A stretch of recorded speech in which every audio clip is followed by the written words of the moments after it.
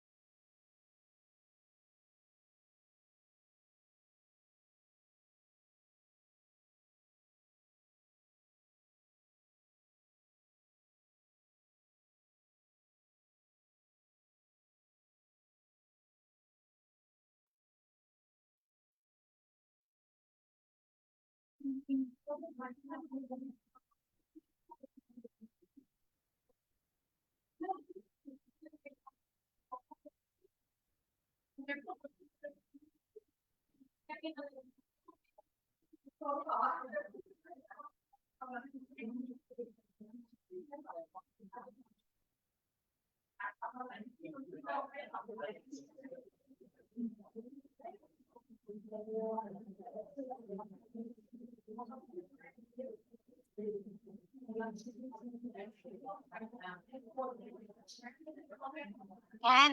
ระยาแอนทำไมอยู่ๆปิดไปเลยอ่ะมันหลุดมาใหม่แล้วนี่ป้าเข้าไปดิโอเคจ้ามาได้จ้า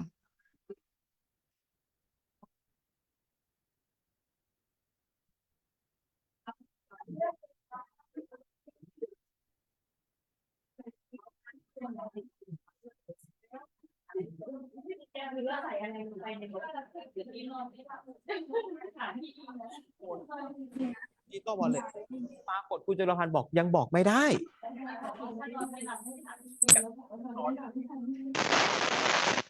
ยืนยันเรื่องกรอบเรื่องของไตรมาส 3ลงทะเบียนได้เงินนะคือบอกแบบนี้ว่าขึ้นอยู่กับการพัฒนาแต่ต้องรับผิดชอบโดยเฉพาะเรื่องความเสถียรในเหตุการณ์ความมั่นคงให้ในด้านข้อมูลประชาชนราชการเพราะฉะนั้นการกำหนดเวลาเร่งรัดเกินไปแหล่งเงินจากกปสครมอย่างที่ได้แล้วก็ดูว่าเขาจะเข้ามาไหมนะคะกรรมการแจ้งเขาแล้วว่าไม่มีคนไข้ที่เป็นประกันสังคมครมอีกครั้งส่วนกรณีที่ทางกปสบอกว่าหากนำเงินไปใช้ทำให้ขาดช่องสุดท้ายนั้น9 โมงเลยครับขึ้นร้อยเสียงแทรกค่ะ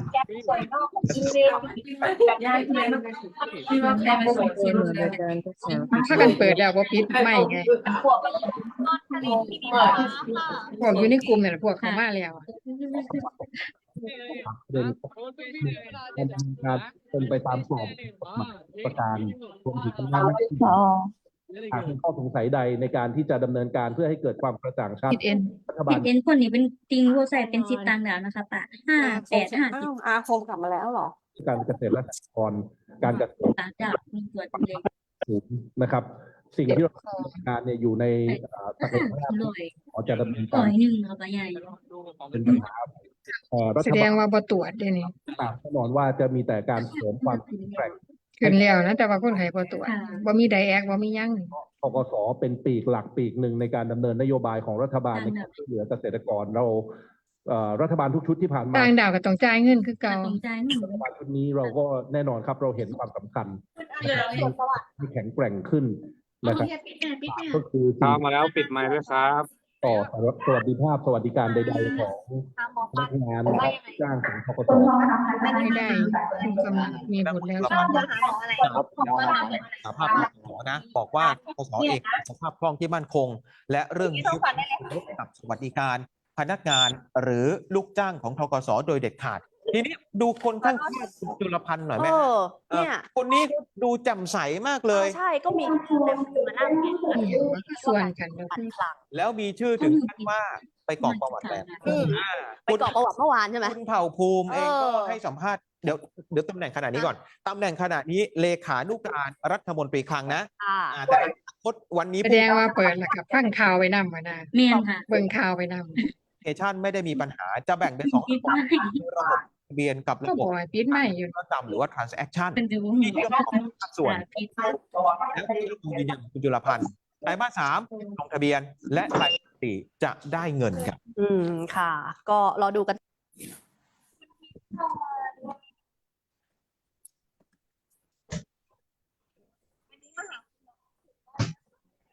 มาขอใบรับรองแพทย์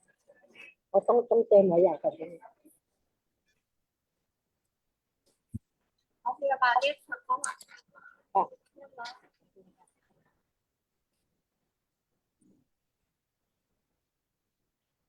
ลมเนอะเจอเป็นลมเนี่ยนะเนอะ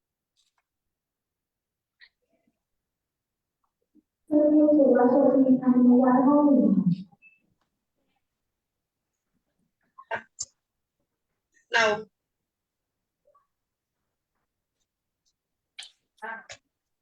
เข้าไปในนั้นนะจ๊ะอ๋อ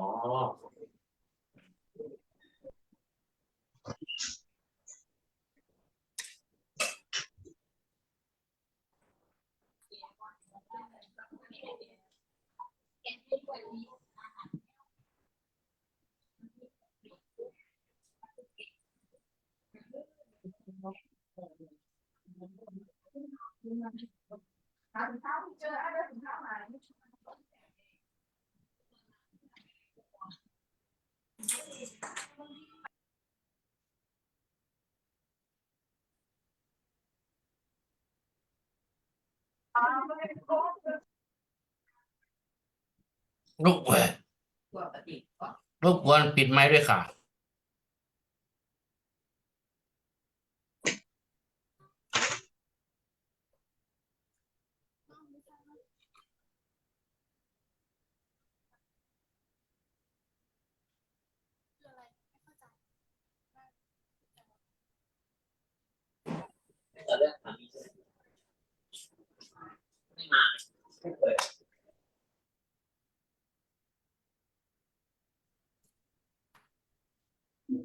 ระหว่างเขาแบบได้ฟังไปเลยเปิดฟังดิ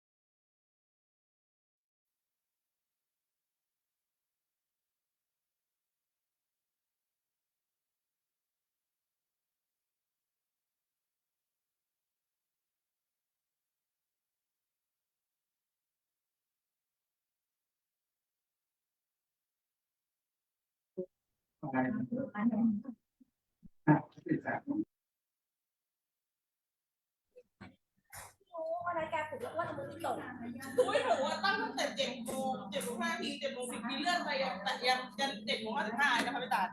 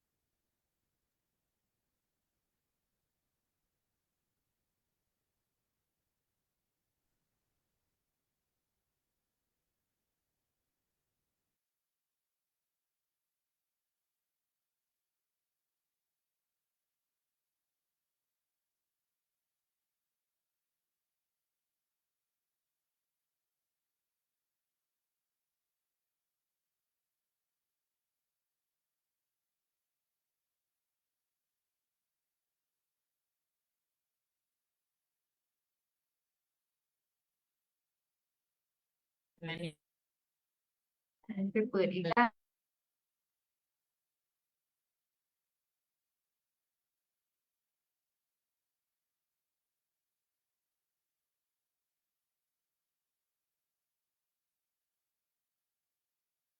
คลิกอันนี้ออก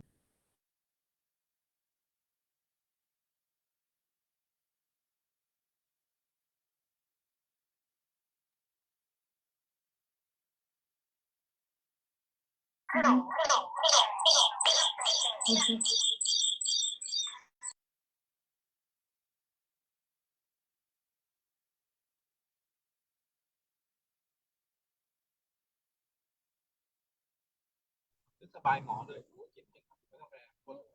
หมอเขาจะไม่นี่แล้วไงเพราะหมอเขาชินกับระบบนี้ทั่วประเทศ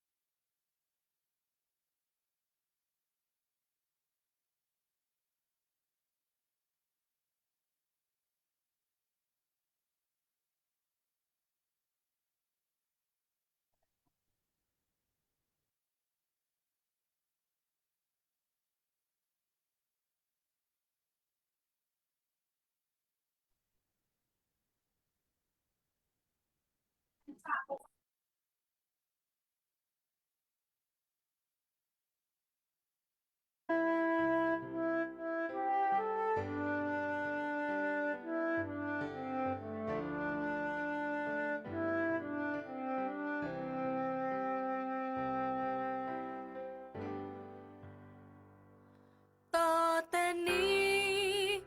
ไม่ต้องไปกู้ยืมต้องระทมขมขืนเป็นหนี้สินท่วมตัวเพราะว่าเรามีหลักประกันทั่วไม่มีใครหมดตัวต้องมาล้มละลาย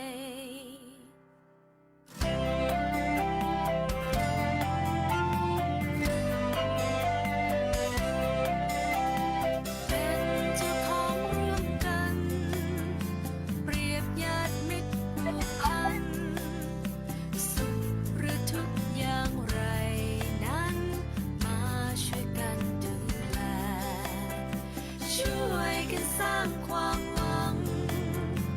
ให้คนไทยแข็งแรงทั่วทุกคนทุกแห่งนะเรามีหลักประกันเป็นเจ้าของร่วมกันทุกคนเป็นเจ้าของร่วมกันทุกคนเป็นเจ้าของเท่าไหร่เลย ประกัน เปลี่ยนเป็นชื่อหน่วยงาน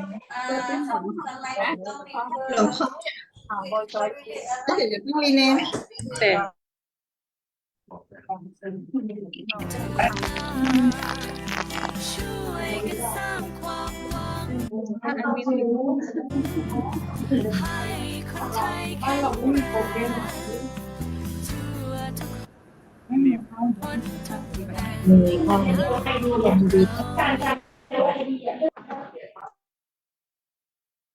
หลักประกัน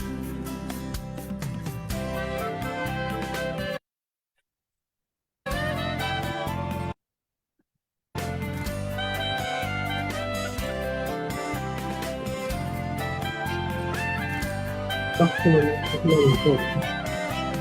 เป็นเจ้าของร่วมกันเปรียบญาติมิตรผูกพันสุข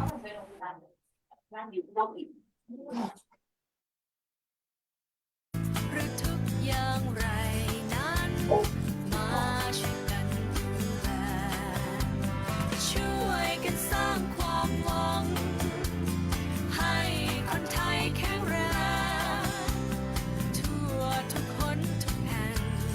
นะเรามีหลักประกันเป็นเจ้าของร่วมกันทุกคนเป็นเจ้าของ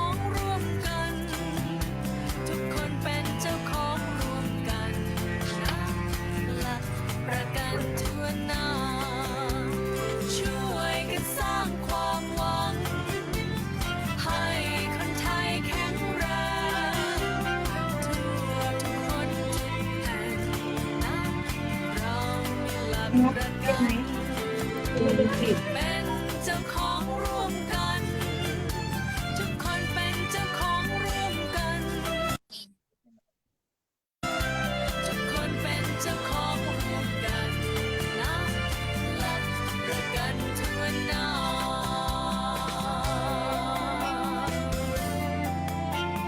หลักประกันทั่วหน้า คือจริงๆแล้วอ่ะ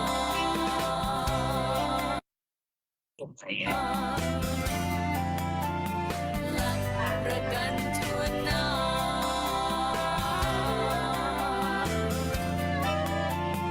หลักประกันทั่วหน้าก ดโอเคก็ได้พี่หนูอันก็ฟ้านะ หลักประกันทั่วหน้า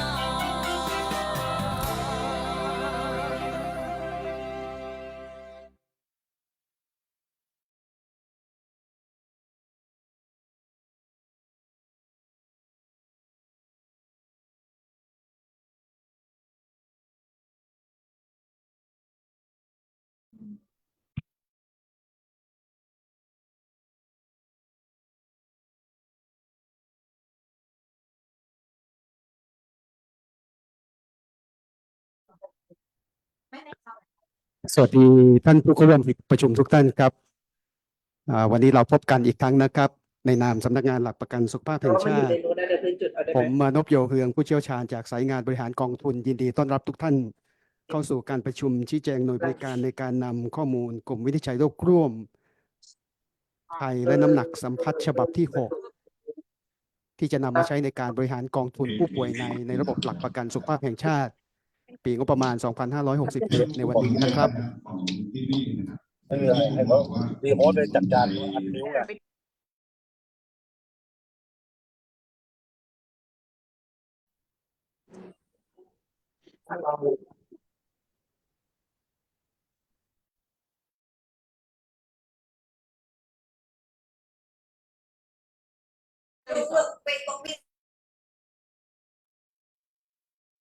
กลุ่มวินิจฉัยโรคร่วมไทยและน้ำหนักสัมพัทธ์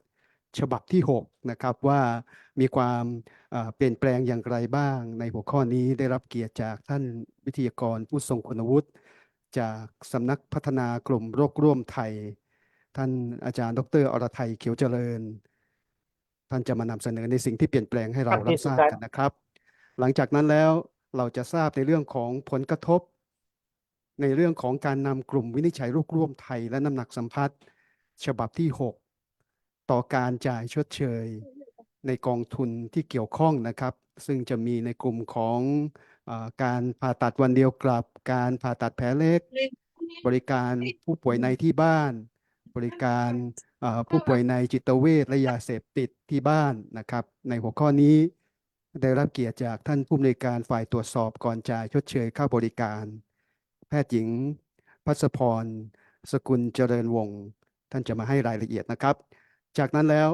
เราจะทราบในเรื่องของแนวทางการตรวจสอบหลังการจ่ายค่าใช้จ่ายเพื่อบริการสาธารณสุข Coding Audit ในปีงบประมาณ 2567 นะครับในหัวข้อนี้ได้รับเกียรติจากท่านผู้อำนวยการฝ่ายตรวจสอบหลังการจ่ายชดเชย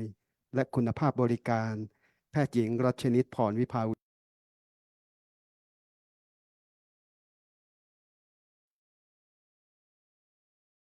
ปิดประชุมในช่วงก่อนบ่ายครับนี่ก็เป็นภาพรวมของกำหนดการที่เราจะได้รับทราบในส่วนของการประชุมวันนี้ครับซึ่งก็เป็นการซักซ้อมความเข้าใจของหน่วยบริการนะครับในส่วนของการนำกลุ่มวินิจฉัยโรคร่วมไทยและน้ำหนักสัมพัทธ์ฉบับที่ 6 เนี่ยสปช.ก็ได้มีการนำมาใช้ในการประมวลผลเพื่อที่จะจ่ายชดเชยในบางกองทุนนะครับไม่ว่าจะเป็นกองทุนสวัสดิการรักษาพยาบาลข้าราชการกองทุนขององค์กรปกครองส่วนท้องถิ่นนะครับในครั้งนี้ก็เป็นโอกาสที่จะนำมาใช้ในกองทุนหลักประกันสุขภาพแห่งชาติในวันนี้เราก็จะรับทราบในเรื่องของรายละเอียดสิ่งที่เปลี่ยนแปลงตรงนี้นะครับแล้วก็ผลกระทบต่างๆที่จะเกิดขึ้นนะครับในโอกาสนี้ที่ประชุมพร้อมแล้วครับเราได้จัดการประชุมผ่านทาง Zoom แอปพลิเคชันนะครับก็จะเข้าได้ 1,000 Account แล้วก็จะผ่านทาง Facebook Live นะครับเพื่อที่จะให้หน่วยบริการได้รับทราบนะครับ ในโอกาสนี้ได้เวลาแล้วครับผมขอเรียนเชิญท่านรองเลขาธิการสำนักงานหลักประกันสุขภาพแห่งชาตินายแพทย์ดุสิตคำชัยภูมิท่านได้กล่าวถึงวัตถุประสงค์และเปิดการประชุมขอเรียนเชิญครับอาจารย์ครับ ครับ ก็เรียนท่านผู้บริหารได้ยินเสียงไหมครับฮัลโหลได้ยินเสียงผมไหมครับได้ยินครับอาจารย์ครับเชิญครับครับก็เรียนท่านผู้บริหารนะครับ แล้วก็ทางเจ้าหน้าที่ผู้ปฏิบัติงานนะครับ ก่อนอื่นนะครับ วันนี้นะครับก็ต้องขอบคุณทุกท่านเลยนะครับ ที่ได้สนใจเข้ามาร่วมรับฟังการชี้แจงในวันนี้นะครับ ผมขอเกริ่นนำก่อนจะเข้าการประชุมนิดหนึ่งนะครับ ก็คือในเรื่องของการนำ DRG เวอร์ชัน6 มาใช้นะครับอันนี้ก็ต้องถือว่าเป็นเรื่องสำคัญของปี 67 นี้นะครับก่อนที่คณะกรรมการหลักประกันสุขภาพแห่งชาตินะครับจะได้ตัดสินใจให้ใช้เวอร์ชัน6นี่นะครับฮัลโหลครับได้ยินไหมครับมีทางแชทบอกว่าไม่ได้ยินได้ยินแล้วครับอาจารย์ครับเมื่อสักครู่หายไปนิดนึงครับได้ยินแต่เสียงยังค่อยอยู่ครับแต่ได้ยินฟังได้ครับทางเพชรบูรณ์ได้ยินชัดเจนครับอาจารย์ผมเพิ่มเสียงนิดนึงนะครับขออนุญาตเสริมไมค์กันนะครับทดนะครับครับได้ยินดีขึ้นไหมครับดีขึ้นครับอาจารย์ดีขึ้นครับครับแบตอาจจะอ่อนนะครับครับก็อีกครั้งหนึ่งนะครับก็เรียนท่านผู้บริหารนะครับแล้วก็น้องๆที่อยู่หน้างานทุกท่านนะครับเรื่องของการบริหารจัดการงบประมาณ IT นะครับจะเป็นเรื่องสำคัญที่เป็นประเด็นนะฮะที่ประเด็นสำคัญที่ผมก็ก่อนอื่นอยากจะสื่อสารให้เข้าใจนิดนึงว่าทางสปสช.เองเนี่ยก็เห็นความสำคัญของการบริหารงบ IP นะครับซึ่งเราคิดว่าเราอยากจะให้ทุกท่านมีส่วนร่วมนะในการจัดการระบบเลยนะอันนี้ผมต้องเกริ่นนำเลยก่อนนะครับว่าในเรื่องของการจัดการระบบ IP เนี่ยเราอยากให้ทางหน่วยบริการนะและทั้งออดิเตอร์เขตนะครับได้มาร่วมมือกันนะในการจะทำงานร่วมกันนะครับไม่ใช่ว่าสปช.จ่ายเงินแล้วก็เราก็มารอตามว่าสปช.โอนเงินหรือยังเนี่ยอันนี้ก็น่าจะเป็นรูทีนหลักแต่ว่าเราอยากให้เกิดภาพการขับเคลื่อนงานร่วมกันว่าในการที่เราจะพัฒนาระบบงานของผู้ป่วยในเนี่ยซึ่งคีย์สำคัญจะอยู่ที่เราใช้เครื่องมือในการเบิกจ่ายก็คือเรื่องของ DRG นะครับซึ่งเราก็ใช้มานานแล้วล่ะนะตั้งแต่เริ่มสปสช.ในโอกาสนี้เราก็มีการปรับตลอดนะครับดังนั้นในการใช้เวอร์ชัน6เนี่ยนะครับก็เลยคิดว่ามันจะเป็นคีย์สำคัญที่อาจจะมีผลกระทบนะครับใน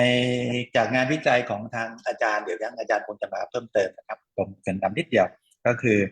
เราพบว่ามันจะมีผลกระทบก็คือการพอปรับทุกเวอร์ชันเนี่ยนะฮะเวอร์ชัน6พบว่าค่า RW จะไปเพิ่มขึ้นในหน่วยบริการขนาดใหญ่นะครับความหมายคือที่มีหัตถการซับซ้อนยุ่งยากนะก็จะได้ RW เพิ่มขึ้นอันนั้นเป็นคีย์นะแต่ว่าแต่ละ MDC ก็อาจจะมีแตกต่างกันไปนะครับแต่ว่า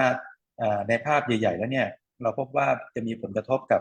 หน่วยบริการที่เป็นโรงปช.ขนาดเล็กดังนั้นก่อนเริ่มใช้ DRG เวอร์ชัน6เนี่ยทางคณะกรรมการหลักเนี่ยก็ได้มีมติว่ามีเงื่อนไขนิดนึงในการนำ DRG เวอร์ชัน6มาใช้เนี่ยจะต้องไม่ให้หน่วยบริการขนาดเล็กเนี่ยนะได้รับผลกระทบนะหมายว่าผลกระทบในที่นี้คงหมายถึงว่างบประมาณที่ได้รับเนี่ยเมื่อเทียบกับใช้เวอร์ชัน5แล้วเมื่อเอาเวอร์ชัน6มาใช้เนี่ยงบประมาณที่ได้เนี่ยก็จะได้ควรจะได้เท่าเดิมเป็นอย่างน้อยนะครับดังนั้นก็เลยมีการสนับสนุนงบประมาณเพิ่มเติมมาซึ่งเราขอสำนักงบไป 2,600 ล้านนะประมาณ 2,800 ล้านแต่ว่าเขาก็ให้มา 1,400 ล้านซึ่งอันนี้ครับเป็นคีย์สำคัญว่าเงิน 1,400 ล้านเนี่ยเราก็จะเอามาใช้เติมในกรณีที่โรงพยาบาลที่ได้ค่า RW น้อยลงนะเมื่อใช้เวอร์ชัน5ครับแต่ต้องเรียนว่าจำนวนเคส admission number ต้องเท่าเดิมนะฮะแต่ว่าพอรันเวอร์ชัน5แล้วก็ ได้ RW sum adjust RW เท่ากับ x แล้วพอรันด้วยsubject RWรันด้วยเวอร์ชัน6แล้วก็ได้ sum adjust RW เป็น y นะถ้า x มันน้อยกว่า y แล้วก็จะมีระบบการเติมเงินช่วยอันนี้ผมยกตัวอย่างง่ายๆนะครับซึ่งตรงนี้ครับเมื่อเรามีระบบการเติมแล้วนะครับดังนั้นสิ่งสำคัญก็คงจะเป็นเรื่องของความถูกต้องนะครับในการที่จะนำเวอร์ชัน6มาใช้เนี่ยความถูกต้องของการให้รหัสโรคนะหรือว่าการตรวจสอบเวทระเบียนการออดิตต่างๆก็ยังมีความจำเป็นนะครับเพราะว่าถ้าเราไม่มีการตรวจสอบข้อมูลที่ถูกต้องนะครับก็จะทำให้เกิดปัญหามีข้อคำถามว่าอย่างเช่นที่เราเจอปัญหาปี66นะที่ว่ามีการเรียกที่ว่า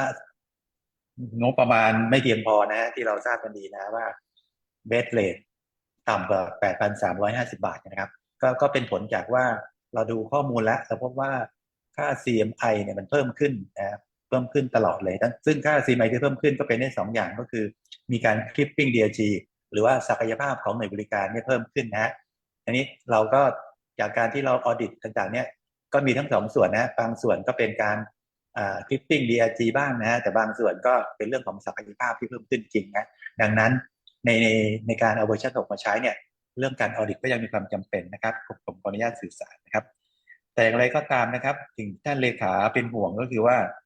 กลัวว่าหน่วยบริการเนี่ยจะปรับตัวไม่ได้นะแต่ว่าถึงแม้ว่าจะมีการเอาเวอร์ชัน6มาใช้ใน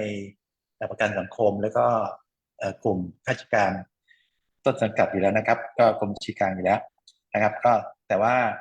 สำหรับบางหน่วยเนี่ยก็จะมีปัญหาจริงนะครับดังนั้นจึงมีการประชุมวันนี้ขึ้นนะฮะเพื่อ1ก็คือเพื่อให้รู้ overview เบื้องต้นก่อนนะฮะว่าเวอร์ชัน6มันมีอะไรเปลี่ยนแปลงยังไงนะครับแล้วเราก็คงจะหลังจากวันนี้แล้วก็คงไม่จบแค่นี้นะครับก็คงจะมีเวิร์กช็อปร่วมกันในระดับเขตนะฮะที่จะต้องมีการขับเคลื่อนงานร่วมกันนะครับต่อไปนะครับในโอกาสนี้ผมก็คงจะขอขอบคุณทางอาจารย์นะฮะท่านอาจารย์นกนะฮะที่ได้มาช่วยเราในเป็นวิทยากรวันนี้นะครับแล้วก็อยากให้ทางหน่วยบริการนะฮะได้ให้ความสบายใจนะฮะว่าเราห่วงใยท่านนะฮะในการที่จะนำเวอร์ชัน6มาใช้เนี่ยผลกระทบต่างๆเนี่ยเราก็ช่วยการแก้นะครับอย่างอื่นใดนะครับก็คิดว่าในวันนี้นะครับทางสบช.เองก็คิดว่ามีการเตรียมพร้อมระบบในการรับส่งข้อมูลนะแล้วก็หวังว่าตามกรอบเวลาที่เราจะเริ่มก็คือน่าจะเริ่ม1 พฤษภาคมนี้นะครับดังนั้นวันนี้ก็ถือว่ามาทำความเข้าใจกันแล้วก็ถ้ามีปัญหาอะไรเราก็สักถามกันนะครับครับในโอกาสนี้ผมก็คิดว่าได้เวลาสมควรแล้วนะครับก็ขอให้ขอบคุณทางคณะวิทยากรนักผู้จัดนะครับแล้วก็ขอบคุณทางหน่วยบริการผู้เข้าร่วมประชุมท่านครับก็ขอเปิดการประชุมครับขอบคุณครับขอบคุณท่านรองเลขาธิการสำนักงานหลักประกันสุขภาพแห่งชาติอาจารย์นายแพทย์ดุสิตคำชัยภูมินะครับที่ท่านได้มากล่าวถึงที่มาในการที่จัดประชุมวันนี้รวมทั้งเปิดการประชุมนะครับในหัวข้อแรกที่เราจะได้รับทราบในเรื่องของการประชุมในวันนี้นะครับเป็นเรื่องของการเปลี่ยนแปลงกลุ่มวินิจฉัยโรคร่วมไทยและน้ำหนักสัมพัทธ์ฉบับที่5สู่ฉบับที่6ในหัวข้อนี้ครับได้รับเกียรติจากท่านผู้จัดการสำนักพัฒนากลุ่มโรคร่วมไทยอาจารย์ดร.อรไทยเขียวเจริญอาจารย์อยู่ในที่ประชุมแล้วนะครับขอเรียนเชิญครับอาจารย์ครับสวัสดีท่านผู้บริหารสปช.ผู้บริหารในสาธารณสุขจังหวัดนะคะแล้วก็ผู้บริหารโรงพยาบาลทุกท่านนะคะชื่ออรไทยเขียวเจริญนะคะอย่างที่อาจารย์ดุสิตเรียกก็คือชื่อเล่นชื่อนกนะคะเรียกพี่นกก็ได้นะคะวันนี้เรามีอาจารย์อีก2ท่านที่มาร่วมนะคะไม่ทราบได้ยินชัดเจนนะคะได้ยินชัดเจนครับอาจารย์เชิญครับค่ะก็จะมีอาจารย์สุประสิทธิ์กับอาจารย์ชัยโรจน์มาร่วมตอบคำถามกับเราด้วยนะคะหากโรงพยาบาลไหนสงสัยหรืออย่างไรก่อนอื่นที่นกจะบรรยายขออนุญาตให้อาจารย์สุประสิทธิ์ได้กล่าวอะไรกับทางผู้บริหารสปช.ผู้บริหารสปช.เขตแล้วก็ทางโรงพยาบาลก่อนค่ะเชิญอาจารย์ค่ะครับก็คงจะ ทำให้การ implement ในวันที่1 พฤษภานะครับ เป็นไปได้ด้วยความราบรื่นนะครับ แล้วก็ทุกๆโรงพยาบาลช่วยกันทำให้หลักประกันสุขภาพทั่วหน้าของประเทศไทย ยังเป็นที่จับตามองนะครับ ขอบคุณครับ เชิญอาจารย์ชัยโรจน์อยู่อาจารย์ชัยโรจน์อยู่ตรงไหนคะอาจารย์อาจารย์พูดอะไรนิดนึงค่ะ ครับสวัสดีครับก็ขอแสดงความยินดีกับทางโรงพยาบาลนะฮะที่ตอนนี้ก็3 กองทุนก็ใช้ DRG กำลังจะใช้ DRG เวอร์ชันเดียวกันนะครับในการทำข้อมูลน่าจะง่ายขึ้นนะฮะครับของเท่านี้ครับสวัสดีครับงั้นนกขออนุญาตนำเสนอที่จะพรีเซนต์ในวันนี้นะคะ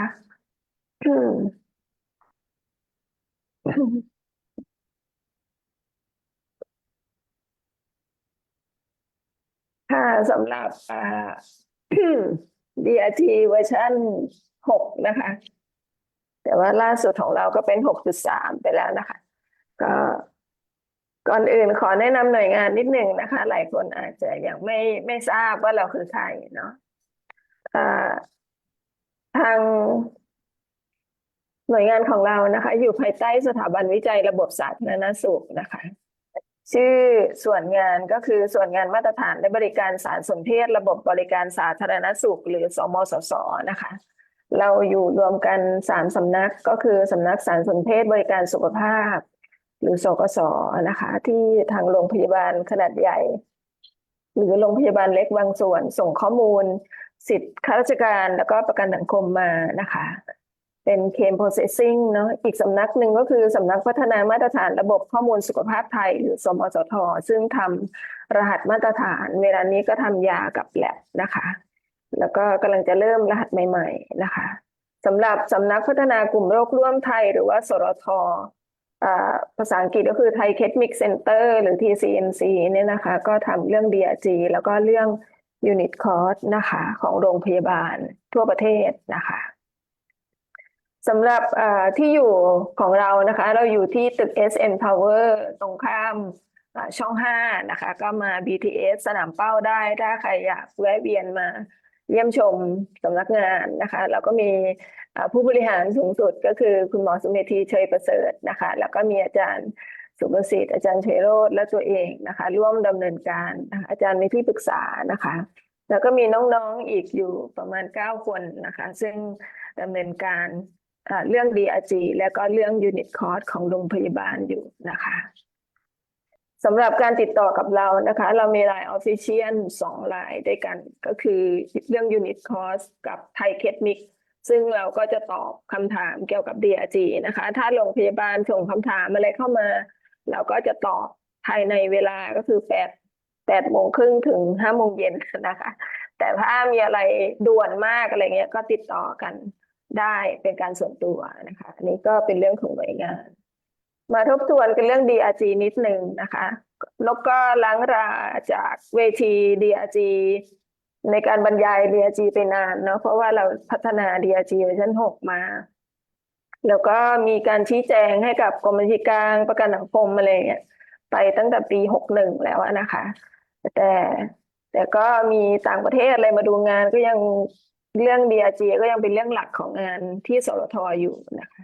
DRG เป็นระบบการจัดกลุ่มผู้ป่วยแบบหนึ่งนะคะก็คือเป็นเครื่องมือในการจัดกลุ่มเนาะก็เหมือนเป็นตาชั่งกันนะคะที่เราจะจัดกลุ่มผู้ป่วยที่มีอาการเจ็บป่วยหรือว่าการรักษาและการใช้ทรัพยากรในการดูแลใกล้เคียงกันอยู่ในกลุ่มเดียวกันนะคะจากที่เราทราบเนี่ยรหัสโรคนะคะก็มีอยู่ประมาณ14,000เนาะรหัสหัตถการก็ตอนนี้ก็ใช้ประมาณ 4,000 กว่ารหัสนะคะตรงนี้เราก็พยายามจัดกลุ่มนะคะให้มาอยู่ในกลุ่มเดียวกันแล้วก็มีค่ามาตรฐานในแต่ละกลุ่มนะคะก็อย่างที่นกบอกว่าเป็นมันจะทั้งตรงวัดเข้ามานะคะแต่ตัวแปรในการจัดกลุ่มเนี่ยก็จะมีเรื่องของ principal diagnosis ก็คือรหัสโรคแล้วก็รหัสหัตถการก็จะเป็นใช้ ICD-9 CM อยู่นะคะ ก็จะเป็นเรื่องของตัวแปรต้นเนาะในการจัดกลุ่มนอกจากนี้ก็ยังมีเรื่องของ secondary diagnosis นะคะเพศอายุดิชาไทยแล้วก็วันนอนโรงพยาบาลรวมถึงน้ำหนักเด็กแรกเกิดนะคะที่จะนำมาจัดกลุ่มเป็นการเริ่มต้นการจัดกลุ่มก็จะเริ่มที่หมวดโรคใหญ่นะคะหรือว่า MDC ซึ่งตอนนี้เราก็มีทั้งหมดตั้งแต่ MDC 00 คือ PMDC ไปจนถึง MDC 26 นะคะแล้วก็มีเรื่องของ disease เมื่อจัดหมวดโรคใหญ่ได้แล้วก็จะเป็นกลุ่มโรคก็คือ disease cluster นะคะหรือว่า DC จากนั้นก็จะมาเป็น DRG แล้วก็มีค่ามาตรฐานนะคะค่ามาตรฐานในแต่ละกลุ่มซึ่งก็จะมีค่าน้ำหนักสัมพัทธ์นะคะก็เป็น relative weight นะคะแล้วก็มีค่าเฉลี่ยวันนอนโรงพยาบาลก็คือ WTLOS นะคะแล้วก็มี outlier trim point ก็คือจุดตัดวันนอนนานเกินเกณฑ์นะคะซึ่งจากเวอร์ชัน5มาเวอร์ชัน6เนี่ยก็มีการเปลี่ยนแปลงพอสมควรนะคะรวมถึงเวลาที่สปช.จะใช้ในการจ่ายเงินให้กับโรงพยาบาลเนี่ยก็จะใช้ adjusted RW นะคะซึ่งเราก็ปรับด้วยวันนอนโรงพยาบาลนะคะอันนี้ก็จะเป็นค่ามาตรฐานเนาะสำหรับการจ่ายเงินDRG ก็ถูกใช้เป็นเครื่องมือการจ่ายเงินสำหรับผู้ป่วยในของประเทศไทยเนี่ยตั้งแต่สปช.เริ่มตั้งมาเลยนะคะก็คือเริ่มโครงการหลักประกันสุขภาพทั่วหน้าหรือตอนนี้เปลี่ยนเป็นโครงการหลักประกันสุขภาพแห่งชาติเนี่ยนะคะก็ใช้ DRG เป็นเครื่องมือจ่ายเงินสำหรับผู้ป่วยในซึ่งก็มีการเริ่มใช้ตั้งแต่เวอร์ชัน3 4 5แล้วก็ตอนนี้เป็น6นะคะการจ่ายเงินก็จะใช้ adjusted RW คูณด้วย base rate ที่ท่านรองเลขาได้พูดไปนะว่า base rate เดิมเรากำหนดไว้ 8350อย่างเงี้ยนะคะแต่อันนี้ในสไลด์นี่นกก็คำนวณมาเป็นตัวเลขกลมๆก็คือสมมติ10,000 บาทอย่างเงี้ยนะคะก็ถ้าได้ adjust RW เท่าไหร่ก็คูณ10,000 บาทเข้าไปก็จะได้เป็นเงินให้กับโรงพยาบาลนะคะสำหรับ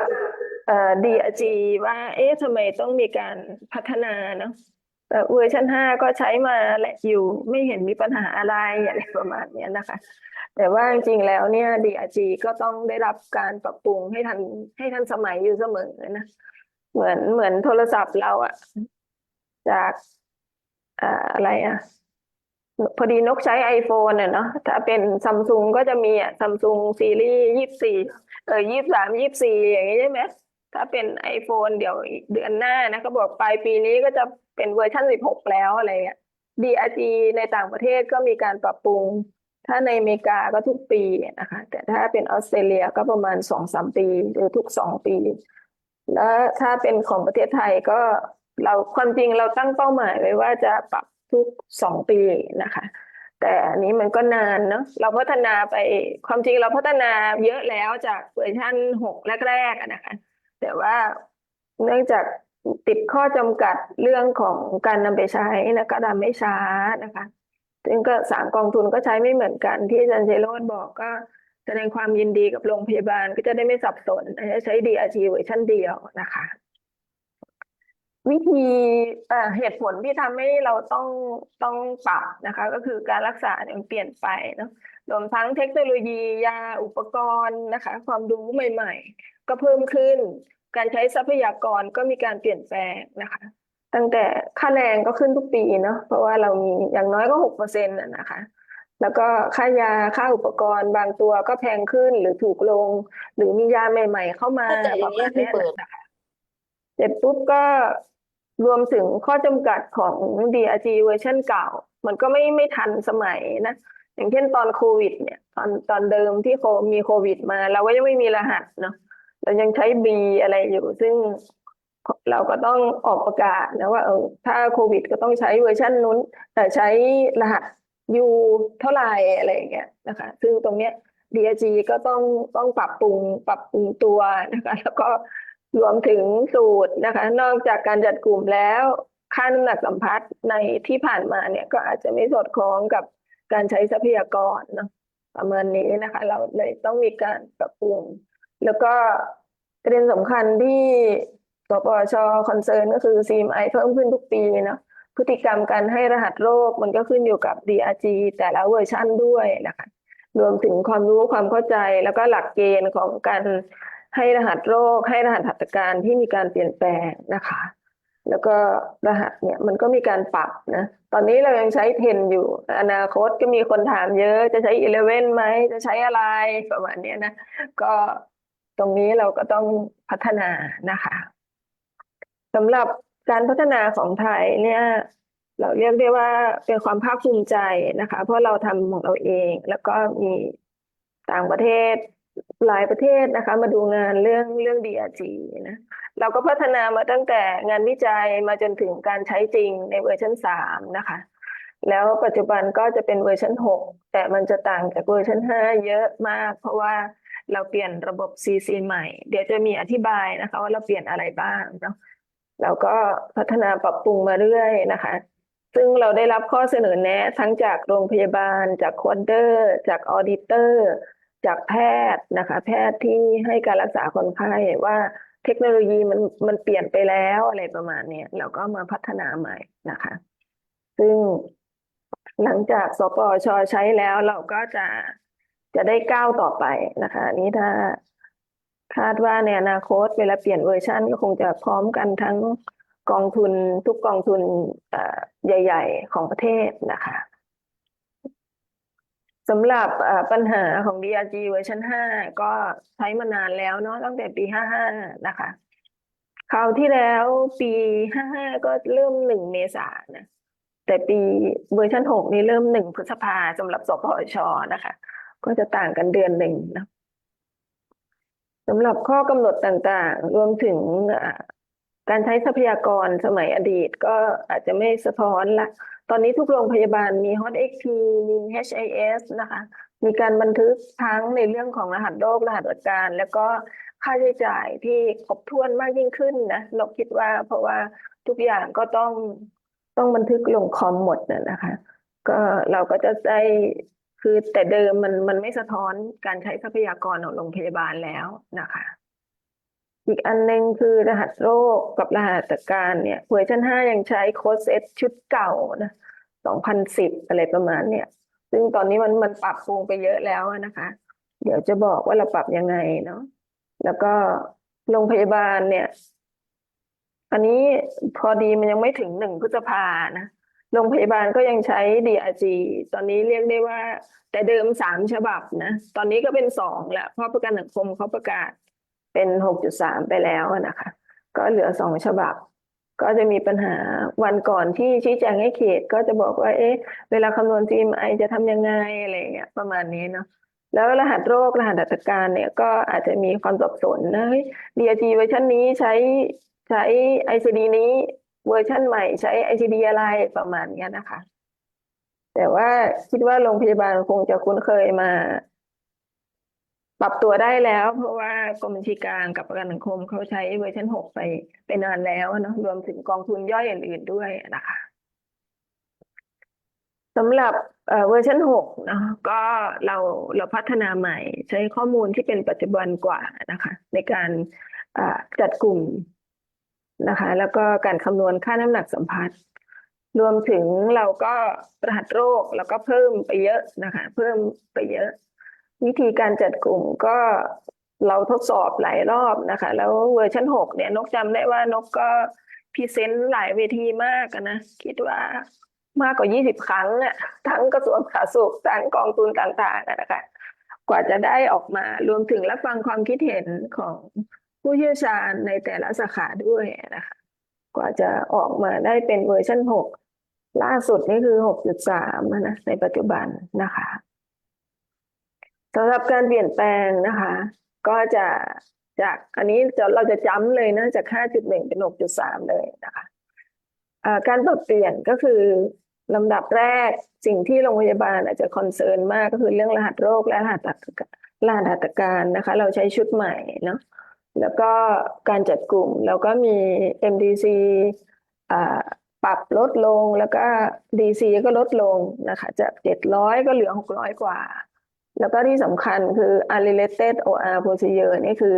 การผ่าตัดที่ไม่สัมพันธ์กับโรคหลักเนี่ยเราก็มีการเปลี่ยนแปลงเยอะนะคะ อีกอันหนึ่งก็คือเรื่องของระบบ CC ใหม่นะคะ ซึ่งเราก็พบปัญหาเนาะว่าถ้าใช้ DRG ไปนานๆเนี่ยออดิเตอร์ก็ต้องทำงานหนักมากยิ่งขึ้นนะคะ ก็อันนี้เราก็ไปเรียนรู้นะรีวิวเรียนรู้แล้วก็มาใช้สูตรคณิตศาสตร์ในการคำนวณนะคะ ว่าโรคนี้เพราะคนไข้หนึ่งคนอาจจะไม่ได้เป็นโรคเดียวนะอาจจะมีหลายโรคอะไรเนี่ยตรงนี้เราก็ปรับระบบใหม่ ซึ่งเดี๋ยวจะมีอธิบายนะคะ แล้วก็จัดกลุ่ม DRG ใหม่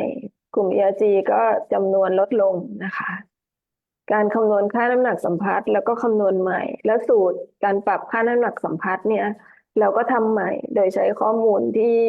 universal กว่านะคือใช้ข้อมูลของทุกโรงพยาบาลนะคะ แต่เดิมเราก็ลงไปเก็บข้อมูลจริงประมาณนี้ตอนนี้เราโรงพยาบาลมันเยอะเราทำไม่ไหวเนาะเราก็ใช้ข้อมูลที่มีอยู่แล้วเนี่ยในการคำนวณนะคะด้วยสมการทางคณิตศาสตร์นะคะ แล้วเอกสารเราก็มีชุดใหม่นะคะก็มีโปรแกรม Cooper ใหม่ซึ่งอันนี้ก็จะเป็นการเปลี่ยนแปลงทั้งหมดจาก5มาเป็น6นะคะเราจะเริ่มต้นที่รหัสก่อนเนาะรหัสโรคนะคะรหัสโรคตอนนกสอนเขตไปเมื่อวันที่19เนาะตอนนั้นรีวิวรหัสยังไม่ทันมันเปลี่ยนแปลงเยอะนะคะเราก็มาเพิ่มเติมใหม่ก็คือว่ารหัสโรคเป็น ICD-10 ขององค์การอนามัยโลกเนี่ยเราอัปเดตอยู่เรื่อยนะคะล่าสุดคือปี2020นะคะก็เท่าไหร่นะ25ที่เขาก่อนมาเป็น11น่ะนะคะล่าสุดของเขาก็มีการอัปเดตอยู่เนาะแล้วก็รหัสโรค ICD-10-TM 2016นะคะเราใช้ส่วนรหัสหัตถการก็จะเป็น2016เหมือนกันนะคะซึ่งอันนี้อาจารย์ศิโรจน์ก็ปรับให้ใหม่เนาะเราก็พัฒนาแต่ว่าเราก็มีเอกสารแจกหมดนะคะตอนนี้ถ้าเป็นเล่มเนี่ยคงจะไม่เหลือแล้วน่าจะเหลือแต่เป็น PDF นะคะเพราะเราแจกทุกโรงพยาบาลไปหมดแล้วสำหรับโรงพยาบาลที่ใช้เวอร์ชัน6กันนะคะสำหรับการปรับเปลี่ยนรหัสนะคะถ้าขององค์การอนามัยโลกเนี่ยรหัสโรค ICD-10 เนี่ยเราก็มีการเพิ่ม132รหัสยกเลิก93เปลี่ยนชื่อ73รหัสนะคะส่วน 10TM ของไทย modification เนี่ยก็มีการเพิ่มรหัสขึ้นมาเยอะหน่อย465ยกเลิก50นะคะแล้วก็รหัสหัตถการเราก็มีการเพิ่มนะคะ46รหัสยกเลิก3เปลี่ยนชื่อไป39อันนี้เป็นข้อสรุปนะคะส่วนเอกสารรายละเอียดเนี่ยก็สามารถดาวน์โหลดได้นะคะรออีกนิดนึงเดี๋ยวเราจะปรับให้จาก5มาเป็น6เลยเพราะตอนนี้มันเป็นรายเวอร์ชันนะเนาะจาก5มาเป็น6.2 6.2.1.3 จุดอะไรอย่างเงี้ยนะคะมีหลายจุดนะเดี๋ยวนกจะปรับใหม่ให้มันจำมาที่ 6.3 เลยนะคะอันนี้เป็นตัวอย่างนะคะสำหรับรหัสที่รหัสใหม่เนาะเราก็มีให้ดูคร่าวๆเป็นตัวอย่างนะคะเช่นรหัส A970 ถึง2อย่างเงี้ยนะคะเราก็เป็นเรื่องของไข้เลือดออกเนาะก็ตอนนี้ใกล้หน้าฝนนะแต่มันยังร้อนมากอยู่ก็ไม่แน่ใจเนาะเดี๋ยวไข้เลือดออกก็จะระบาดนะคะพอโรงเรียนเด็กเปิดเทอม16พฤษภาเนี่ยบรรดาครูก็จะเริ่มไปพ่นยุงอะไรอย่างเงี้ยนะโรคไข้เลือดออกตัวนี้รหัสมันก็เปลี่ยนนะคะแล้วก็มีเรื่องที่สำคัญก็เป็นฮีมารอยด์เป็นรหัส U นะคะซึ่งเราก็เพิ่มขึ้นมานะคะแล้วก็อันนี้เป็นให้ดูตัวอย่างนะคะแต่รายละเอียดเรามีให้นะคะส่วนรหัสเดิมที่เพิ่มไซส์โค้ดอย่างเช่นรหัส M อย่างเงี้ยรหัส M ก็มีปัญหาเยอะนะโรงพยาบาลก็จะติดกันเยอะนะคะคือติด C ติดอะไรในสิทธิ์อื่นที่ใช้เวอร์ชัน6นะแต่ติดปัญหาตรงไหนก็สอบถามเข้ามาได้สลท.ก็จะช่วยตอบให้นะคะอันนี้ก็จะเป็นรหัสเดิมของ M ที่เพิ่มไซส์โค้ดยกตัวอย่างนะคะเสร็จปุ๊บก็จะมีรหัส ICD-10-TM ที่เราบอกว่าเราไม่ใช้ของเขาเลยเหรอจริงๆเราใช้นะเราใช้เยอะนะคะแต่ก็เพิ่มขึ้นมาอีก465รหัสซึ่งเป็นรหัสใหม่ทั้งหมดนะคะพวกไตพวกอะไรอย่างเงี้ยนะก็ฝากโค้ดเดอร์ลองดูในเอกสารนะคะแต่ว่าเดี๋ยวนกจะอัพตอนนี้ถ้าโหลดก็จะมีหลายเวอร์ชันแต่ว่าจะพยายามอัพให้ ให้จำไปเป็นชุดเดียวนะคะ แต่ว่าให้ดูตัวอย่างก่อนนะของรหัส 10TM นะคะ แล้วก็อันนี้ที่บอกนะคะ ตัวอย่างของ 10TM ที่เพิ่มขึ้นมานะคะ ก็จะประมาณนี้ที่เพิ่มและตัดนะพอดีในจอนกมันซูมมันบังนะคะ อันนี้เป็นเพิ่มนะคะ แล้วก็รหัส ICD-10 ที่ยกเลิกนะคะ การยกเลิกเดี๋ยวขอย้ำนิดนึงว่าเรายังไม่ได้ยกเลิกอะไรทันทีนะ ก็เรายังให้เวลาโรงพยาบาลอยู่นะคะ แต่ว่าเราจะมีการยกเลิกแน่นอนนะคะ อย่างเช่นเรื่องของเดงกีอะไรอย่างเงี้ยนะก็รหัสฮีโมลอยอะไรอย่างเงี้ยนะคะ จะยกเลิกนะคะ ส่วนอันนี้เป็นเทรนขององค์การอนามัยโลกนะคะ แล้วก็ถ้าเป็น 10TM ก็มีการยกเลิกเช่นเดียวกันนะคะ เราพอดีเมื่อคืนนี้คุยกับอาจารย์นะว่าอาจารย์เราจะยกเลิกเมื่อไหร่ดีก็อาจารย์เดี๋ยวอาจารย์คงจะมาช่วยเรายืนยันนะว่าเรายังให้ถ้าใส่รหัสเดิมมาก็อาจจะยกเว้นไปก่อนอะไรประมาณนี้นะเดี๋ยวให้อาจารย์ตอบแล้วกันนะอาจจะไม่ยกเลิกทันทีนะคะเดี๋ยวจะขอดูก่อนเนาะซึ่งแต่เดิมเรามีตารางแมปไว้อยู่แล้วนะคะ ส่วนอันนี้นะคะอันนี้ก็จะเป็นรหัสจากไข้เลือดออกที่บอกเนาะจาก A90 ก็จะเป็น A970 71 72แล้วก็79ประมาณนี้อันนี้ก็จะถูกตัดออกไปนะคะส่วนฮิโมลอยนี่ก็เปลี่ยนเยอะมันไม่ใช่ตัวแรกเหมือนกันเนาะจากไอก็กลายเป็น K อะไรอย่างเงี้ยนะคะซึ่งฝากโค้ดเดอร์ดูด้วยนะคะถ้าโรงพยาบาลไหนมีทำสิทธิข้าราชการกับประกันสังคมอยู่แล้วก็ไม่ได้มีปัญหาอะไรมากก็ว่าเราต้องปรับรหัสของสิทธิ์หลักประกันสุขภาพแห่งชาตินะคะส่วนรหัสโรคอันนี้ก็มีการ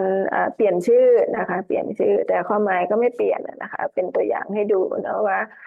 แต่อันเก่าเป็นยังไงอันใหม่เป็นชื่ออะไรประมาณนี้นะคะรหัส C ก็จะเป็นพวกของมะเร็งนะคะอีกสไลด์หนึ่งก็จะเป็นเรื่องของเปลี่ยนเหมือนกันนะคะรหัสที่มีความหมายเปลี่ยนเลยนะคะจากโอนสมมติรหัสแรก C809 เนี่ย malignancy neoplasm unspecified ก็จะเปลี่ยนเลยนะคะเป็น malignant neoplasm primary site unspecified ประมาณนี้นะคะก็รหัสโรคมีความสำคัญกับการจัดกลุ่มวินิจฉัยโรคร่วมนะคะดังนั้นก็เลยเอารหัสโรคขึ้นมาก่อนเพราะมันเปลี่ยนโค้ดเซตเลยนะคะส่วนรหัสหัตถการนะคะรหัสหัตถการก็มีเพิ่มเติมเข้ามานะคะตอนนี้ก็เพิ่มขึ้นมาเยอะอย่างที่บอกในสไลด์แรกๆเนาะประมาณ40กว่ารหัสนะคะอันนี้ก็เป็นตัวอย่างนะแล้วก็อีกอันหนึ่งก็คือยกเลิกไปเลยนะคะอย่างเช่น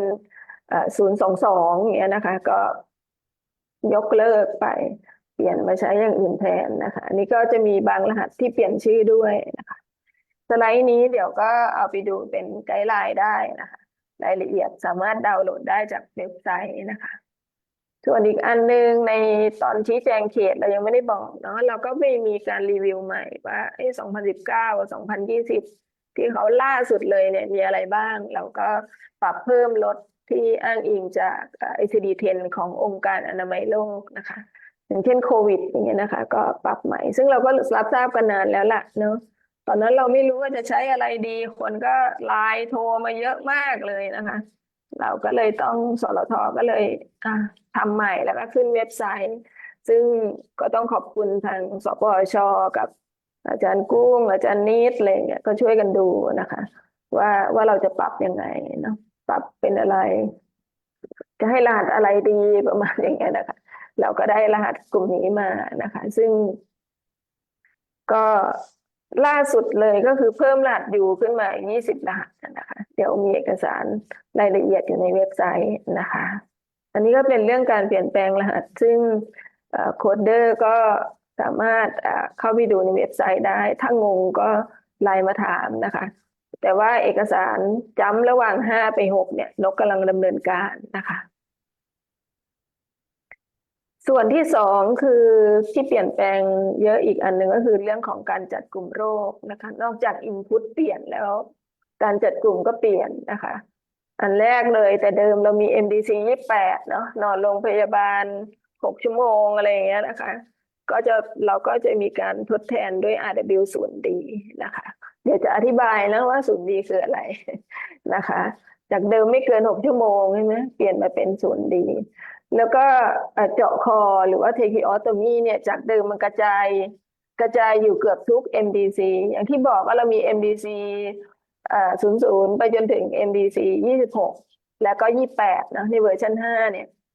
จากเดิมถ้ามีคนไข้เจาะคอมันก็ไปอยู่ทุก MDC อยู่ต้นบทของ MDC แต่ว่าตอนเวอร์ชัน6เนี่ยเราปรับแล้วนะคะย้ายกลับไว้ที่เดิมที่ PMDC นะคะจาก64 กลุ่มก็ยุบลงเหลือ16 กลุ่มนะคะแล้วก็มีเรื่องของการผ่าตัดเนาะการผ่าตัดที่เดี๋ยวนี้คุณหมอก็ทำด้วยการส่องกล้องนะคะเดี๋ยวก็จะมีหุ่นยนต์มาตรงเนี้ยอันเนี้ยเวอร์ชัน6ก็ปรับนะคะตอนปรับเนี่ยเราล่าสุดเราก็ได้รับข้อคอมเมนต์จากคุณหมอที่ทำการผ่าตัดหลายโรงพยาบาลนะคะเราก็มีการปรับปรุงใหม่นะใน MDC 4 MDC 6นี่ก็เป็นเรื่องช่องท้องนะคะ7เป็นตับเฮปาโตนะคะและ13นะคะก็จะมีการปรับปรุงนะว่านอกจากผ่าตัดเปิดธรรมดาแล้วเนี่ยก็มีการผ่าตัดส่องกล้องเข้ามาด้วยแล้วประเด็นสำคัญอีกอันหนึ่งก็คือเรื่องของผู้ป่วยตั้งครรภ์ที่ยังไม่คลอดนะคะเช่นเกิดเขาระหว่างตั้งครรภ์เนี่ยมีอาการเจ็บป่วยอื่นๆทั้งอายุรกรรมแล้วก็ศัลยกรรมเนี่ยเราก็มีการปรับปรุงการจัดกลุ่มในคนไข้กลุ่มนี้นะคะแล้วก็เปลี่ยนวิธีการจัดกลุ่มในการผ่าตัดที่ไม่สัมพันธ์กับโรคนะคะก็อาจจะมีการเปลี่ยนหมวดโรคใหญ่หรือว่า MDC เป็นไปตามรหัสหัตถการนั้นๆนะคะประมาณนี้เนาะแล้วก็มีการปรับเรื่องของ disease cluster ต่างๆเพิ่มหรือยุบนะคะบางอันก็เพิ่มบางอันก็ยุบเนาะแล้วก็ปรับปรุงเรื่องของ hierarchy นะคะก็คือของรหัสหัตถการต่างๆนะคะแล้วก็มีการเปลี่ยนแปลงเยอะพอสมควรนะคะเรื่องการจัดกลุ่มใน MDC ต่างๆอันนี้ก็จะเป็นเรื่องการเปลี่ยนแปลงของการจัดกลุ่มทั้งหมดสำหรับหัตถการนะคะหัตถการเนี่ยเราก็มีการจัดกลุ่มไว้เนาะมีเลเวลมีไฮรักีนะคะมีคะแนนนะคะแล้วก็มีเรื่องของว่า significant OR procedure สำหรับ trauma ใน MDC 24นะคะแล้วก็มีการปรับปรุงใหม่รายละเอียดคร่าวๆอยากรู้รายละเอียดเพิ่มเติมนะคะนกก็คาดว่าเราอาจจะจัดอบรมนะคะ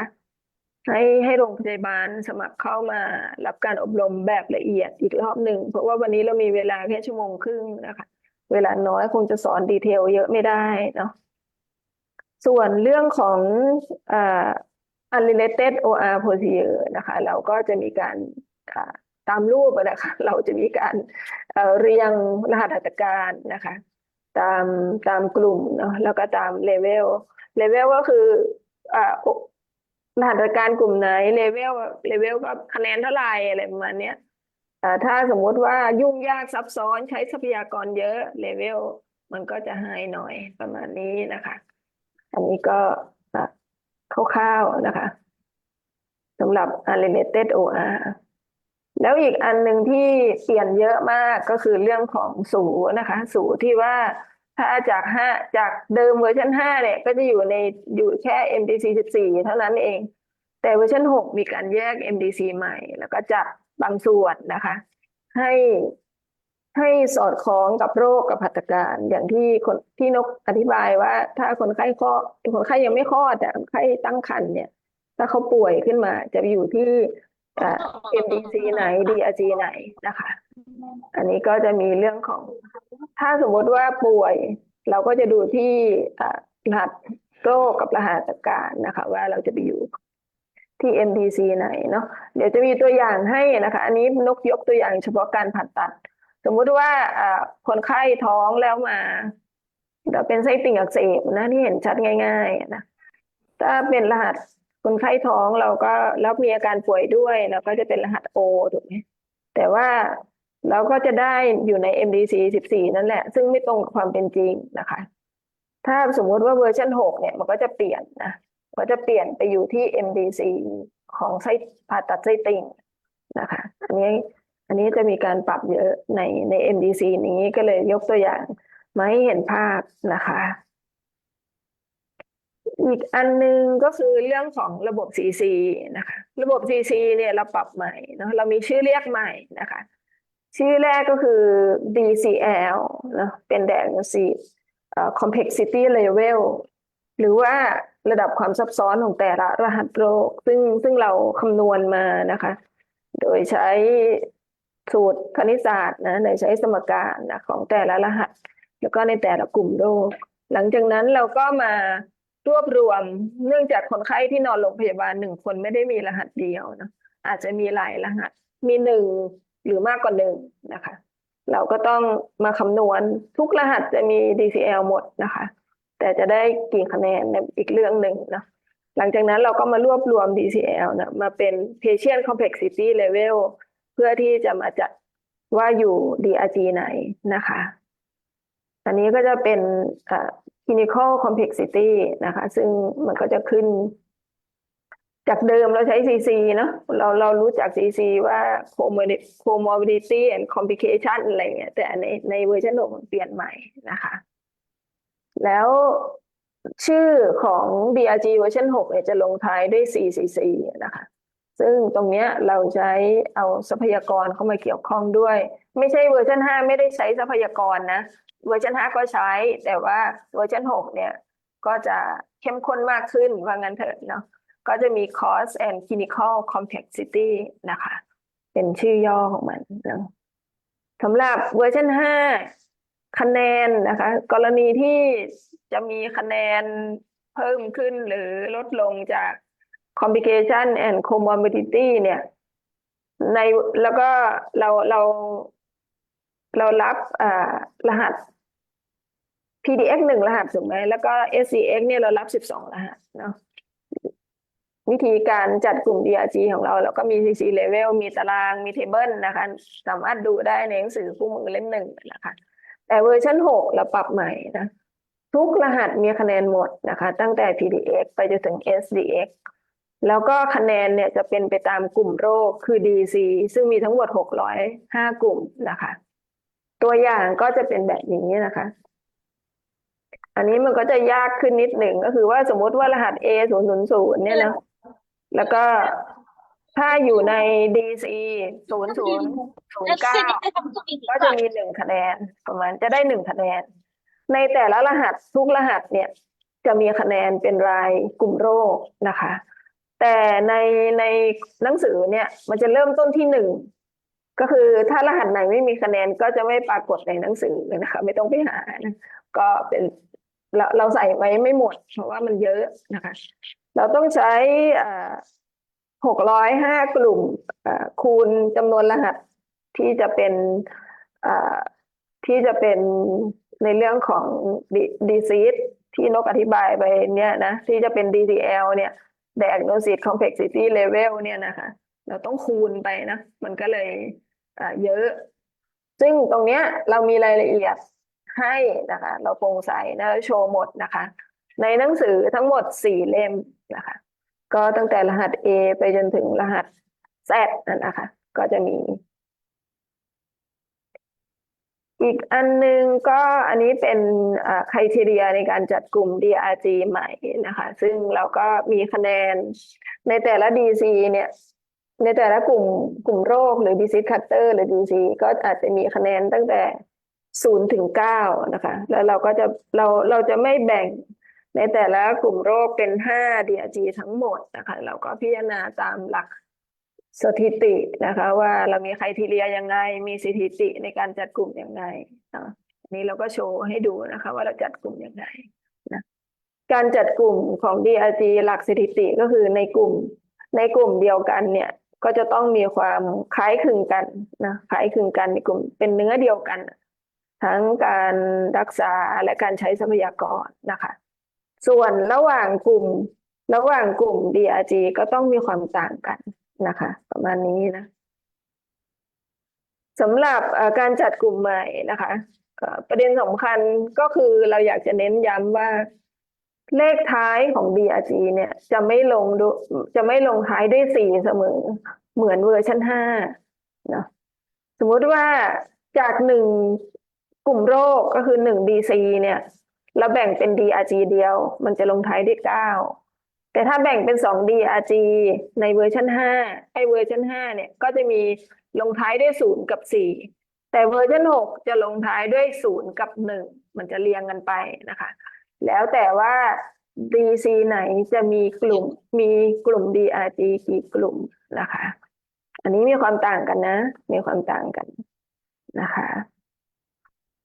นี่ก็จะเป็นตัวอย่างนะคะตัวอย่างว่า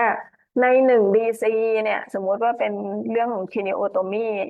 for trauma เนี่ย DC เนี้ยเราก็จะคำนวณออกมาแล้วเราบอกว่าเราจัดได้แค่3กลุ่มนะเราก็จะมีเลขเนาะเลข2ตัวแรกก็จะเป็นเลข MDC 4ตัวแรกก็จะเป็น DC และตัวสุดท้ายก็จะเป็นเลขของDRG นะก็จะกลุ่มโรคนี้ก็จะมี3กลุ่มก็คือ0 01010101011 อย่างเงี้ยนะคะถ้ามี3กลุ่มใน DC นั้นแต่ถ้ามี5กลุ่มนะคะก็จะเรียงกันไป0 1 2 3 4แบบนี้เราจะมีคำอธิบายด้วยนะคะว่าในแต่ละ DRG เนี่ยค่า PCL เนี่ยมีเท่าไหร่นะค่า PCL จะตั้งแต่0 ถึง 9นะคะอันนี้ก็จะเป็นความต่างเนาะอันนี้ก็จะเป็นตัวอย่างนะคะตัวอย่างของเปรียบเทียบระหว่าง DRG เวอร์ชัน5กับเวอร์ชัน6ชื่อมันจะต่างกันนะสมมติว่าในตารางสีส้มเนี่ยนะคะ No CC ของเวอร์ชัน5จะเป็น No complication and comorbidity แต่ถ้าเป็นเวอร์ชัน6มันจะเป็น without นะ without significant cost and clinical complexity แบบนี้นะคะจะมีความต่างกันตัวที่ไฮสุดเลยคือใช้ทรัพยากรสูงสุดการรักษาซับซ้อนมากเลยโรคยุ่งยากการรักษายุ่งยากโรคซับซ้อนอะไรอย่างเงี้ยนะเวอร์ชัน5จะเรียกว่า WIT W นี่คือ WIT นะคะ CATAS CC ตัวเต็มก็คือ WIT catastrophic complication and comorbidity แต่ถ้าเป็นเวอร์ชัน6เราจะใช้คำว่า with extreme cost and clinical complexity นะคะซึ่งตรงนี้ก็พยายามย้ำให้ดูว่าเดี๋ยวคือมีคนโทรศัพท์มาถามเยอะนะคะว่ามันคืออะไรอย่างเงี้ยนะสำหรับสรุปนะคะผลของการจัดกลุ่มใหม่นะคะจากเวอร์ชัน5มาเวอร์ชัน6เนาะ MDC อย่างที่บอกว่า MDC 28จะหายไปนะก็คือนอนน้อยกว่า6ชั่วโมงจะหายไปนะคะ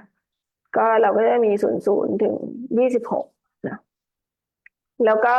จำนวนกลุ่มโรคคือ disease cluster เนี่ยจาก700ก็จะเหลือ600ลดลงไป100กลุ่มอันเนื่องมาจากอันที่1ก็คือพวกของเทคิออสแล้วเราก็ปรับกลุ่มใหม่ด้วยรวมถึงกลุ่มโรคใน MDC 28มันหายไปด้วยนะก็เลยลดลงเยอะนะคะจำนวนกลุ่ม DRG ก็จะลดลงเยอะเช่นเดียวกันนะคะจาก 2,450 กลุ่มก็จะเป็น 1,546 ก็มี ungroupable อยู่4กลุ่มนะคะแล้วก็โค้ดที่ใช้ในการ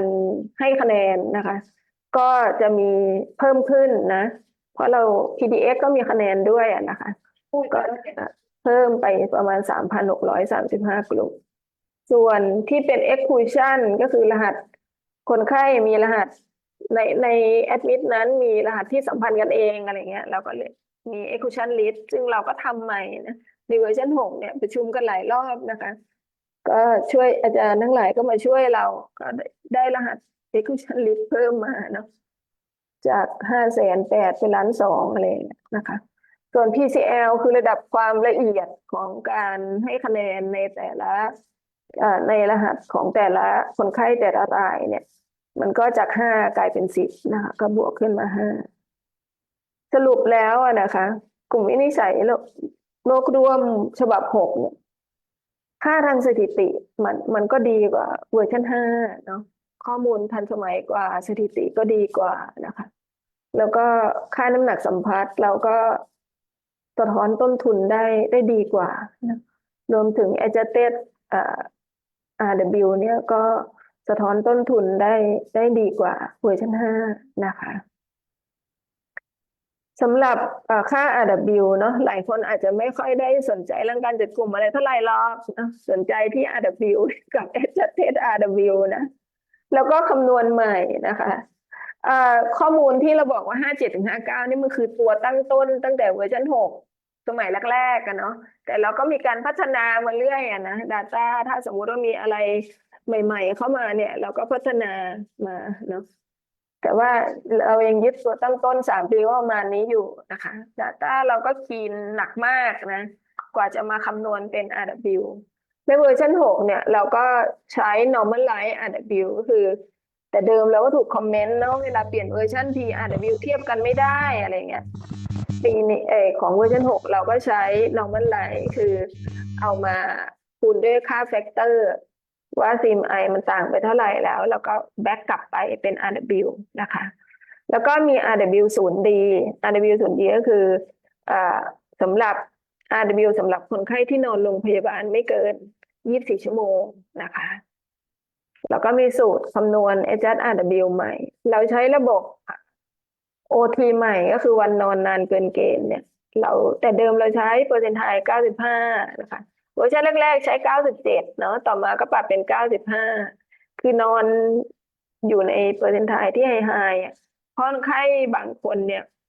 อายุเยอะหรือเด็กน้อยอะไรเงี้ยนอนนานเนาะเราก็ต้องให้ความเป็นธรรมกับโรงพยาบาลนะคะแต่เราก็ใช้สูตรใหม่ก็คือ3 เท่าของค่าเฉลี่ยวันนอนในแต่ละ DRG อันนี้มันก็จะได้เห็นกันได้ชัดเจนนะคะส่วนอันนี้ก็จะเป็นค่าaverage ค่ารักษามาตรฐานนะเราเรียกว่า standard chart แล้วกันเพราะเรายังใช้ค่ารักษาในการคำนวณ RW แต่ไม่ต้องกังวลนะคะต้นทุนเรากำลังศึกษาอยู่นะเราในอนาคตเราก็อาจจะได้ข้อมูลต้นทุนรายบุคคลในการคำนวณ DRG นะคะค่าเฉลี่ยของผู้ป่วยในการรักษาคนไข้1 รายหลังจากที่ตัดเอาเลเยอร์อะไรออกไปแล้วเนี่ยเราก็ได้ค่ารักษาเฉลี่ยอยู่ที่12870มาคำนวณค่า RW นะคะสำหรับอีกอันนึงที่สำคัญก็คือ normalize RW เพื่อให้เปรียบเทียบได้ระหว่างเวอร์ชัน5กับเวอร์ชัน6เนาะเราก็พบว่า CMI ของเวอร์ชัน5เนี่ยได้ 1.2536 เวอร์ชัน6คือ1เพราะเราคำนวณใหม่ถูกไหมเราก็ได้ normalize factor คือ 1.2536 เพื่อที่จะเอาไปคูณให้ RW เวอร์ชัน6เนี่ยสามารถเปรียบเทียบได้กับเวอร์ชัน5ในสไลด์นี้ก็จะเป็นตัวอย่างของการคำนวณRW นะคะหลักการคำนวณ RW ก็คือค่าเฉลี่ยค่ารักษามาตรฐานของ DRG นั้นๆหารด้วยค่าเฉลี่ยค่ารักษามาตรฐานของคนไข้ในทั้งหมดที่มาคำนวณนะคะก็จะได้เป็นสมมุติเราเอา12870หารเนาะหารด้วยค่ารักษาของคนไข้ craniotomy for trauma 40,000 กว่าก็จะได้ RW มา 3.3196 แล้วเราก็ใช้ค่าแฟกเตอร์ที่เราคำนวณ normalize มาเนี่ยคูณเข้าไป RW ก็จะเพิ่มขึ้นมาเป็น 4.1615 แบบนี้นะคะสำหรับRW นะคะความแตกต่างก็คืออาจารย์สุประสิทธิ์เรียกว่าค่าอำนาจจำแนกของ RW มันก็กว้างขึ้นเนาะจากน้อยสุดเลยคือ 0.1878 นะคะสูงสุดก็อยู่ที่ 79.4635 เป็นพวกเปลี่ยนถ่ายอวัยวะนะคะก็จะสูง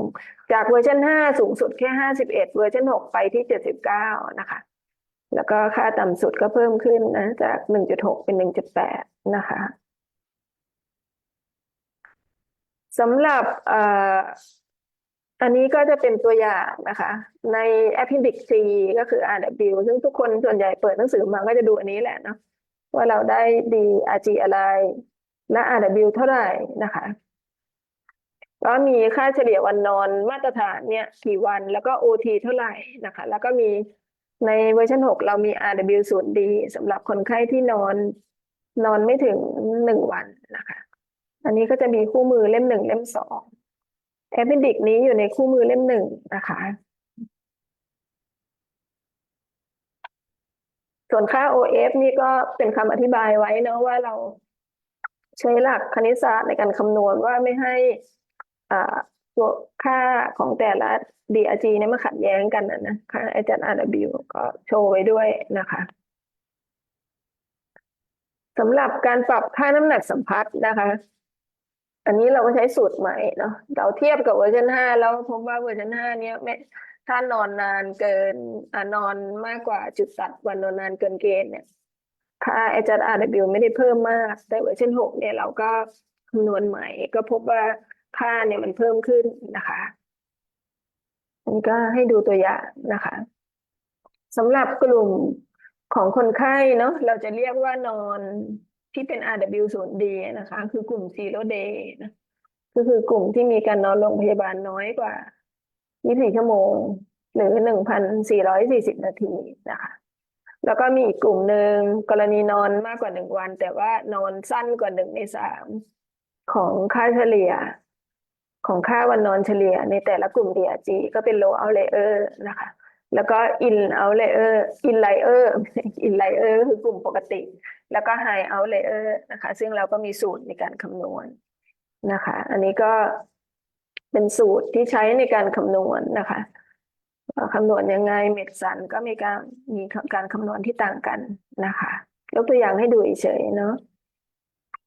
เสร็จปุ๊บเราก็มีหนังสือนะคะหนังสือใหม่หนังสือของเราเนี่ยก็จะมีคู่มือเล่ม 1 เล่ม 2ตอนนี้ก็เหลือน้อยใช่ไหม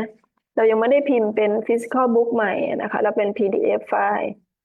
ก็เราทำลิงก์ให้ดาวน์โหลดได้นะคะแล้วก็ทุกคนจริงมันก็ถ้าใครได้เวอร์ชัน 6.2 ไป 6.2 เนี่ยมันจะเป็นเล่มเนาะนกแจกทุกโรงพยาบาลนะคะแต่ว่าพอ 6.3 เนี่ยมันมีการปรับเปลี่ยนไปบ้างนะคะก็ถ้าใน MDC ไหนที่มันไม่เหมือนก็เดี๋ยวแต่ว่าเราคิดว่าเราคงไม่ได้พิมพ์ใหม่นะเพราะงบประมาณมันก็จำกัดเนาะอาจจะดาวน์โหลดเป็น PDF ไปนะคะจากเว็บไซต์แล้วก็มีหนังสืออีก4 เล่มสำคัญนะคะก็คือเรื่องของ DCL Table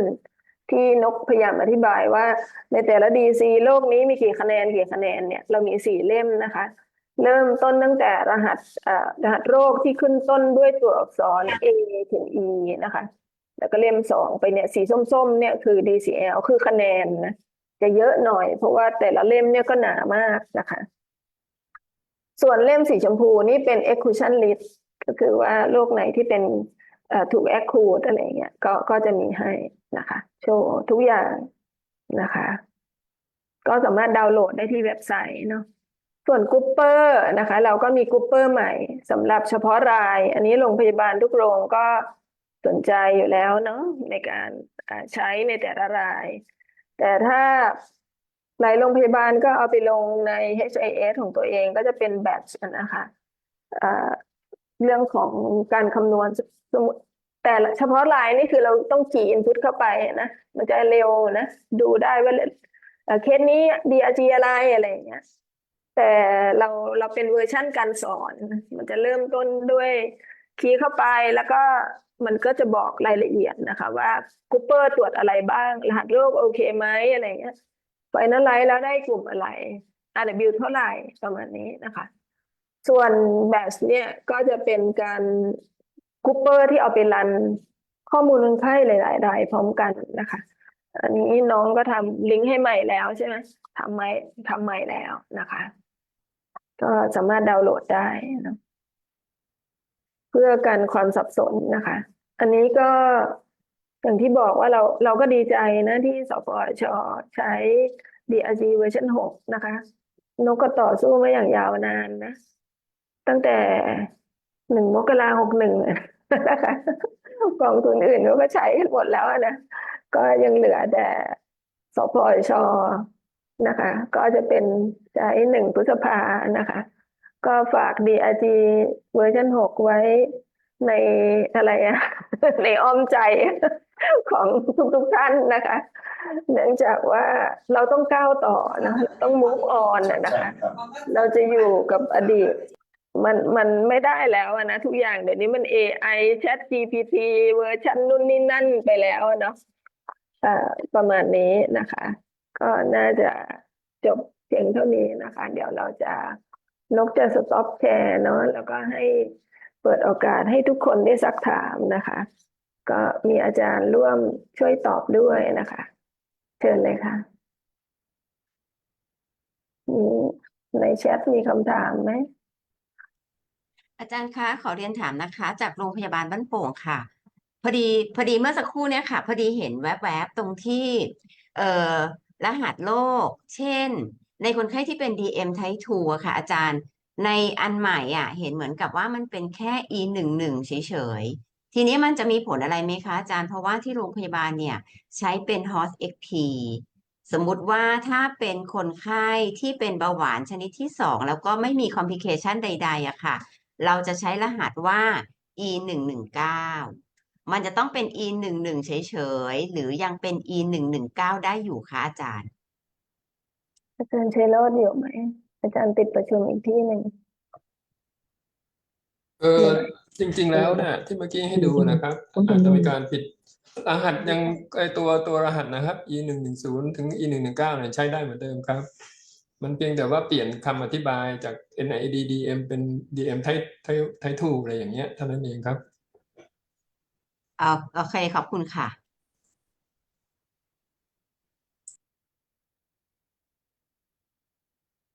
ครับที่ประชุมมีคำถามกับท่านอาจารย์อยู่ไหมครับ ที่จริงอยากจะให้อาจารย์ได้โน้ตคำถามไว้นะครับ เดี๋ยวเราจะมีช่วงท้าย ซึ่งอาจารย์ทั้ง3ท่านนะครับก็ยังอยู่กับเรานะครับที่จะให้รายละเอียดกับที่ประชุมนะครับ ดังนั้นเพื่อที่จะให้การประชุมกระชับนะครับ เดี๋ยวคำถามเรารวบรวมไว้ในช่วงท้ายนะครับ แล้วก็ได้ให้อาจารย์ได้ให้รายละเอียดกับพวกเรานะครับ ประกอบกับท่านวิทยากรที่เหลือของสปช.ด้วยนะครับเพราะบางประเด็นเนี่ยจะมีส่วนเกี่ยวเนื่องกับเรื่องของการนำ DRG เวอร์ชัน6เนี่ยมาใช้ในการจ่ายชดเชยไม่ว่าจะเป็นกองทุนผู้ป่วยในนะครับหรือบริการเฉพาะอื่นๆนะครับ ก็ต้องขอบคุณท่านอาจารย์ทั้ง3ท่านไว้ก่อนล่วงหน้านะครับ อาจารย์ยังอยู่กับเรานะครับ ผมจะขออนุญาตที่ประชุมไปรับทราบในประเด็นถัดไปเลยนะครับ เป็นเรื่องของการนำกลุ่มวินิจฉัยโรคร่วมไทยและน้ำหนักสัมผัสฉบับที่6เนี่ยมาใช้ในการบริหารกองทุนผู้ป่วยในครับว่าจะมีผลกระทบนะครับต่อการจ่ายชดเชยในกองทุนที่เกี่ยวข้องอย่างไรนะครับ ในหัวข้อนี้นะครับได้รับเกียรติจากท่านผู้อำนวยการฝ่ายตรวจสอบการจ่ายชดเชยค่าบริการ แพทย์หญิงภัสพรสกุลเจริญวงศ์อาจารย์พร้อมแล้วเชิญครับ สวัสดีค่ะ ผู้บริหารแล้วก็เจ้าหน้าที่ที่เกี่ยวข้องนะคะของหน่วยบริการหัวข้อที่จะมาพูดเนี่ยเราก็จะมาพูดเกี่ยวกับเมื่อนำกลุ่มโรคDRG เวอร์ชัน6มาเนี่ยมันจะมีผลกระทบอะไรบ้างนะคะค่ะผลกระทบเนี่ยที่เราเห็นนะคะมีหัวข้อใหญ่ๆเนี่ยประมาณ8หัวข้อนะคะอันที่1ก็คือกรณีผู้ป่วยในทั่วไป กรณีเด็กเล็กเกิดที่น้ำหนักน้อยนะคะหรือป่วย กรณีสลายนิ้ว กรณีผ่าตัดต้อกระจก สิ่งที่เปลี่ยนแปลงคือ DRG RW และอาจารย์ RW มีการเปลี่ยนในบางกลุ่มนะคะ มันจะทำให้ DRG เวอร์ชัน6เนี่ยตามที่อาจารย์อรทัยกล่าวนะคะ มันมีการเปลี่ยนกลุ่มอาจจะมีทำให้มีค่า อาจารย์ RW ที่เปลี่ยนแปลงไปค่ะมีทั้งเพิ่มขึ้นแล้วก็น้อยลงนะคะส่วน ODS เนี่ยจากเดิมเนี่ยเราเคยเอาในกรณีที่หน่วยบริการเนี่ยผ่านการประเมินถักของกระทรวงมาแล้วเรามีการบวกค่า K ในกรณีที่จ่ายเป็นเวอร์ชัน5เวอร์ชัน6เนี่ยเราก็เนื่องจากมันมีการปรับเพิ่มไปอยู่แล้วมันจะเหมือน อนนั้นที่จ่าย DRG เวอร์ชัน5เนี่ยบวกค่า K ก็เท่ากับจ่ายใน DRG เวอร์ชัน6นะคะ แล้วก็บางกลุ่มโรคก็จะมีการจัดกลุ่มใหม่ แล้วก็มีค่า RW ที่อันใหม่นะคะ MIS นะคะก็เป็นการบวกค่า K ที่ผ่านมานะคะ Home Ward ในกรณีโรคจิตเภทพฤติกรรมแบบโรคจิต แล้วก็โรคหลงผิดนะคะ และความผิดทางอารมณ์เนี่ยก็จะไม่มีการบวกค่า K นะคะ การรักษาโรคมะเร็ง มีการเปลี่ยนแปลงค่า CCUF ในการดีดัก DRG ค่ะสไลด์ต่อไปค่ะค่ะ กรณี ORS นะคะ การคำนวณ Asset RMU สำหรับผู้ป่วยที่วันนอนจริงสูงกว่าเกณฑ์เนี่ย DRG เวอร์ชัน6มีการปรับเกณฑ์มาตรฐานวันนอนค่ะ กรณีที่ 10 การเปลี่ยนแปลงการใช้เวอร์ชัน ICD เป็น ICD-9 CM 2015 และ ICD-10 2016 นะคะ ตั้งแต่ปีงบประมาณ 2567 หน่วยบริการยังสามารถส่งข้อมูลเป็น ICD CM เนี่ยเวอร์ชัน2010 แล้วก็ ICD-10 เนี่ย2010 นะคะ การปรับรหัสโรครหัสหัตถการเนี่ยรหัสที่มีการเปลี่ยนแปลงสำหรับรายการเบิกจ่ายที่มีเงื่อนไขการประมวลผลโดยใช้รหัสโรครหัสหัตถการเช่นรายการอุปกรณ์และอวัยวะเทียมนะคะ เราก็จะปรับเป็นแบบ DRG เวอร์ชัน6ค่ะสไลด์ต่อไปค่ะค่ะ หลักๆเนี่ยมีตามที่กล่าวไว้นะคะ ขอบคุณค่ะ ครับขอบคุณท่านผู้อำนวยการฝ่ายตรวจสอบก่อนจ่ายชดเชยค่าบริการนะครับ อาจารย์พัศพรสกุลเจริญวงศ์นะครับที่มาสรุปเป็นภาพของรายละเอียดที่จะมีการเปลี่ยนแปลงนำเรียนที่ประชุมอย่างนี้นะครับ ในส่วนของรายละเอียดตรงนี้เนี่ยเราจะมีการพูดคุยกันอีกเป็นระยะนะครับสำหรับหน่วยบริการที่ขอรับค่าใช้จ่าย ไม่ว่าจะเป็นในเรื่องของผู้ป่วยในนะครับในเรื่องของกองทุนย่อยอื่นๆนะครับตามที่ท่านอาจารย์ปัสพรได้นำเสนอเมื่อสักครู่นะครับสำหรับผู้ร่วมประชุมถ้ามีประเด็นคำถามอย่าโน้ตไว้นะครับในแต่ละหัวข้อนะครับที่ท่านอาจารย์นำเสนอไปเมื่อสักครู่นะครับเพื่อที่จะให้ท่านได้อภิปรายซักถามในช่วงท้ายนี้นะครับถัดไปก็จะเป็นหัวข้อสุดท้ายของวันนี้แล้วครับในหัวข้อนี้นะครับก็จะเป็นในเรื่องของแนวทางการตรวจสอบหลังการจ่ายค่าใช้จ่ายเพื่อบริการสาธารณสุขหรือ Coding Audit ปีงบประมาณ 2567 ซึ่งในหัวข้อนี้นะครับได้รับเกียรติจากท่านผู้อำนวยการฝ่ายตรวจสอบหลังการจ่ายชดเชยและคุณภาพบริการอาจารย์รัชนิตพรวิภาวีขอเรียนเชิญอาจารย์ครับเรียนท่านผู้บริหารโรงพยาบาลแล้วก็เจ้าหน้าที่ทุกท่านนะคะขอฝ่ายตรวจสอบหลังการจ่ายชดเชยและคุณภาพบริการนะคะขออนุญาตนำเสนอแนวทางในการตรวจสอบนะคะของ Coding Audit นะคะในปี 2567 ว่าในปีงบประมาณนี้เนี่ยเรามีแนวทางในการตรวจสอบอย่างไรนะคะซึ่งอาจจะมีการเกี่ยวข้องบ้างกับเรื่องของ DRG เวอร์ชัน6นะคะขอสไลด์ต่อไปค่ะซึ่งแนวทางนะคะก็คงต้องแบ่งเป็น2ช่วงนะคะว่าในปี 2567 เนี่ยเนื่องจากมันมีการแบ่งในการประมวลผลนะคะก็ขออนุญาตนำเสนอเป็นช่วงแรกก็คือการการตรวจสอบหลังการจ่ายนะคะ Coding Audit IP เนี่ยที่มีการประมวลด้วย DRG เวอร์ชัน5เนี่ยซึ่งเป็นเดทเซนต์ก่อน1 พฤษภาคม 67 นะคะแล้วก็ในข้อมูลที่2ก็คือการตรวจสอบหลังการจ่ายค่าใช้จ่ายนะคะเพื่อการบริการสาธารณสุขเนี่ยสำหรับการที่มีการประมวลด้วย DRG เวอร์ชัน6ที่เป็นเดทเซนต์ตั้งแต่1 พฤษภาคม 2567 เป็นต้นไปนะคะขอสไลด์ต่อไปนะคะซึ่งถ้าในอันแรกนะคะที่มีการประมวลผลการจ่ายนะคะด้วย DRG เวอร์ชัน5นะคะที่เดทเซนทั้งหมดเนี่ยตั้งแต่1 พฤษภาคม 2567 เนี่ยนะคะซึ่งจะเห็นว่าเราจะแบ่งในการตรวจสอบเนี่ยเรามีการ Surveillance และ Monitor ข้อมูลที่ผิดปกตินะคะเราดูจากข้อมูลที่ส่งเบิกเข้ามานะคะในโปรแกรม eCape ทั้งหมดนะคะเราจะ Surveillance ดูข้อมูลนะคะการจ่ายหลังการจ่ายที่ผิดปกติไม่ว่าจะมีการเพิ่มขึ้นนะคะของ CMI นะคะรหัสโรคหัตถการที่ไม่ถูกต้องนะคะหรือแม้กระทั่งข้อมูลการเบิกชดเชยนะคะที่มีการแบ่ง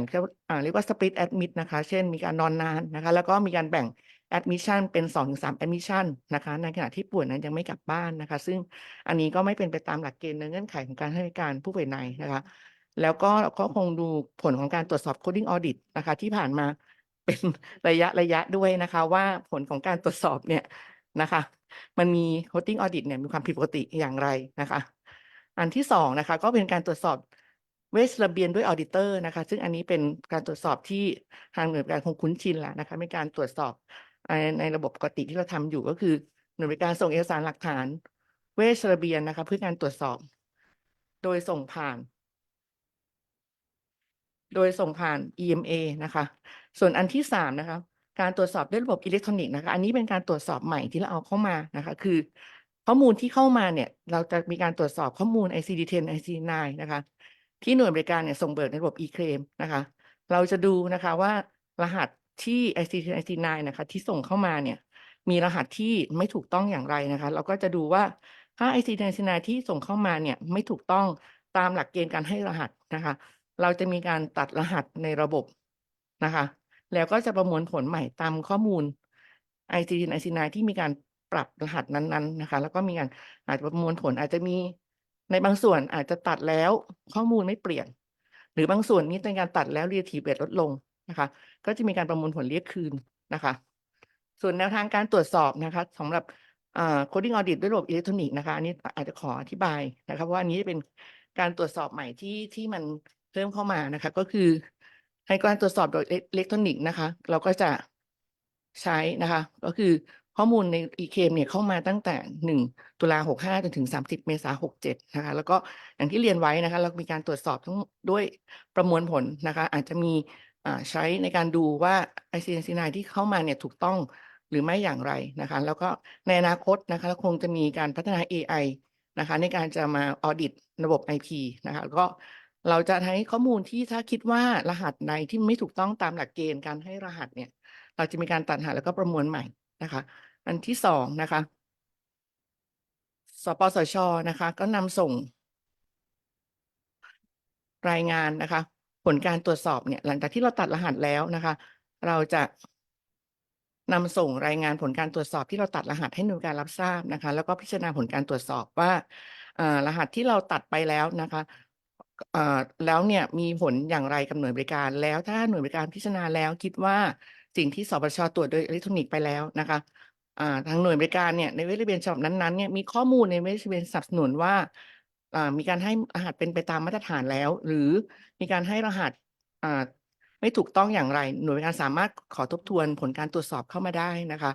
ในกรณีที่หน่วยบริการขอทบทวนผลการตรวจสอบนะคะในการปรับรหัส ICD-10 นะคะเราจะเห็นว่ากรณีที่เราตรวจสอบโดยอิเล็กทรอนิกส์แล้วเนี่ยเราจะเป็นการตัดรหัสที่เฉพาะนะคะรหัสที่ไม่ถูกต้องนะคะแต่ถ้าหน่วยบริการมีการขอทบทวนผลการตรวจสอบนั้นๆนะคะจะต้องมีการแนบนะคะเอกสารหลักฐานทั้งฉบับเข้ามาเพราะว่าเวลาเราดูเนี่ย coding audit เราคงต้องดูทั้งฉบับนะคะถ้ามีการแนบเป็นทั้งฉบับเข้ามาเนี่ยระบบเราก็จะให้ auditor นะคะทำการตรวจสอบนะคะถ้ามีการตรวจสอบนั้นเนี่ยเราก็จะมีการตรวจสอบ ICD-10 ทุกรหัสที่ส่งเบิกชดเชยในระบบ e-claim นะคะซึ่งต้องเรียนว่าถ้ามีการอุทธรณ์เข้ามาแล้วต้องมีการตรวจเวททั้งฉบับเนี่ยอาจจะมีรหัส ICD-10 ที่อาจจะมีการถูกปรับหรือตัดเพิ่มเติมนะคะจากตามข้อมูลที่ได้จากการทบทวนเวชระเบียนนะคะหลังจากนั้นสปสช.ก็จะประมวลผลใหม่นะคะตาม ICD-10 ที่มีการปรับรหัสแล้วก็เรียกคืนตามผลที่การประมวลใหม่ถ้ามีนะคะถ้ามีการrelative weight ที่ลดลงต้องอาจจะมีการเรียกคืนนะคะ ขอสไลด์ต่อไปนะคะอันนี้ก็จะเป็นไทม์ไลน์ของการทำงานนะคะว่าเราจะเริ่มตอนนี้เนี่ย เราจะเริ่มมีการตรวจสอบทางอิเล็กทรอนิกส์นะคะในการที่จะตัดรหัสเฉพาะรหัสที่ไม่ถูกต้องนะคะแล้วในวันที่1 พฤษภาถึงวันที่5 พฤษภา 67หน่วยบริการสามารถเข้าไปดูในระบบก็คือไปในระบบเข้าไปดูว่าผลของการตรวจสอบนั้นเป็นอย่างไรนะคะในช่วง6 พฤษภาถึง5 มิถุนายนนะคะก็เป็นช่วงที่หน่วยบริการพิจารณาจะขอทบทวนหรือไม่นะคะถ้าหน่วยบริการไม่ขอทบทวนนะคะก็คือเห็นว่าเรามีการให้รหัสที่ไม่ถูกต้องนะคะเป็นไปตามที่สปสช.ได้ปรับรหัสแล้วนะคะก็หน่วยบริการก็จะได้รับการปรับรหัสแล้วก็อาจจะมีการเรียกคืนนะคะตามผลของการประมวลใหม่นะคะแต่ในทางกลับกันนะคะหน่วยบริการขอทบทวนผลการตรวจสอบนะคะก็จะต้องทบทวนผลการตรวจสอบผ่านระบบ EMA นะคะก็ตรวจสอบเราก็เป็นการถือว่าเป็นการขอทบทวนครั้งที่1นะคะต้องมีการส่งเวชระเบียนทั้งฉบับนะคะในช่วง6 ถึง 20 มิถุนายนนะคะ เราก็จะมีการตรวจสอบทั้งฉบับนะคะแล้วก็อาจจะต้องมีรหัสที่ถูกตัดเพิ่มเติมตามผลการตรวจสอบนะคะแล้วก็จะส่งไปประมวลผลใหม่อีกครั้งหนึ่งนะคะในกรณีที่หลังจากที่ออดิเตอร์ตรวจไปแล้วนะคะหน่วยบริการยังไม่เห็นด้วยกับผลตรวจสอบก็สามารถขอทักท้วงได้นะคะอีก2ครั้งนะคะตามรูปปกติที่ทางระบบหน่วย post audit ได้ทำการตรวจสอบ coding audit ไปนะคะขอสไลด์ต่อไปนะคะส่วนการที่ต้อง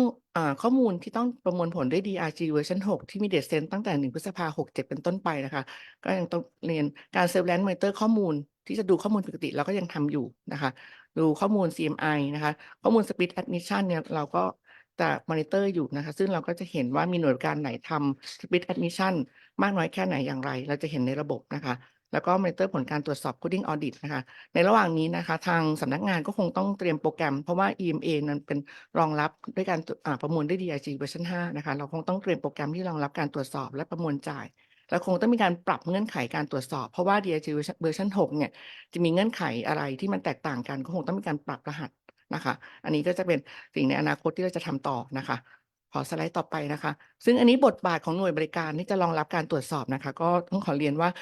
ต้องขอรบกวนให้ศึกษานะคะประกาศการเรียกเก็บค่าใช้จ่ายประกันสาธารณสุขนะคะให้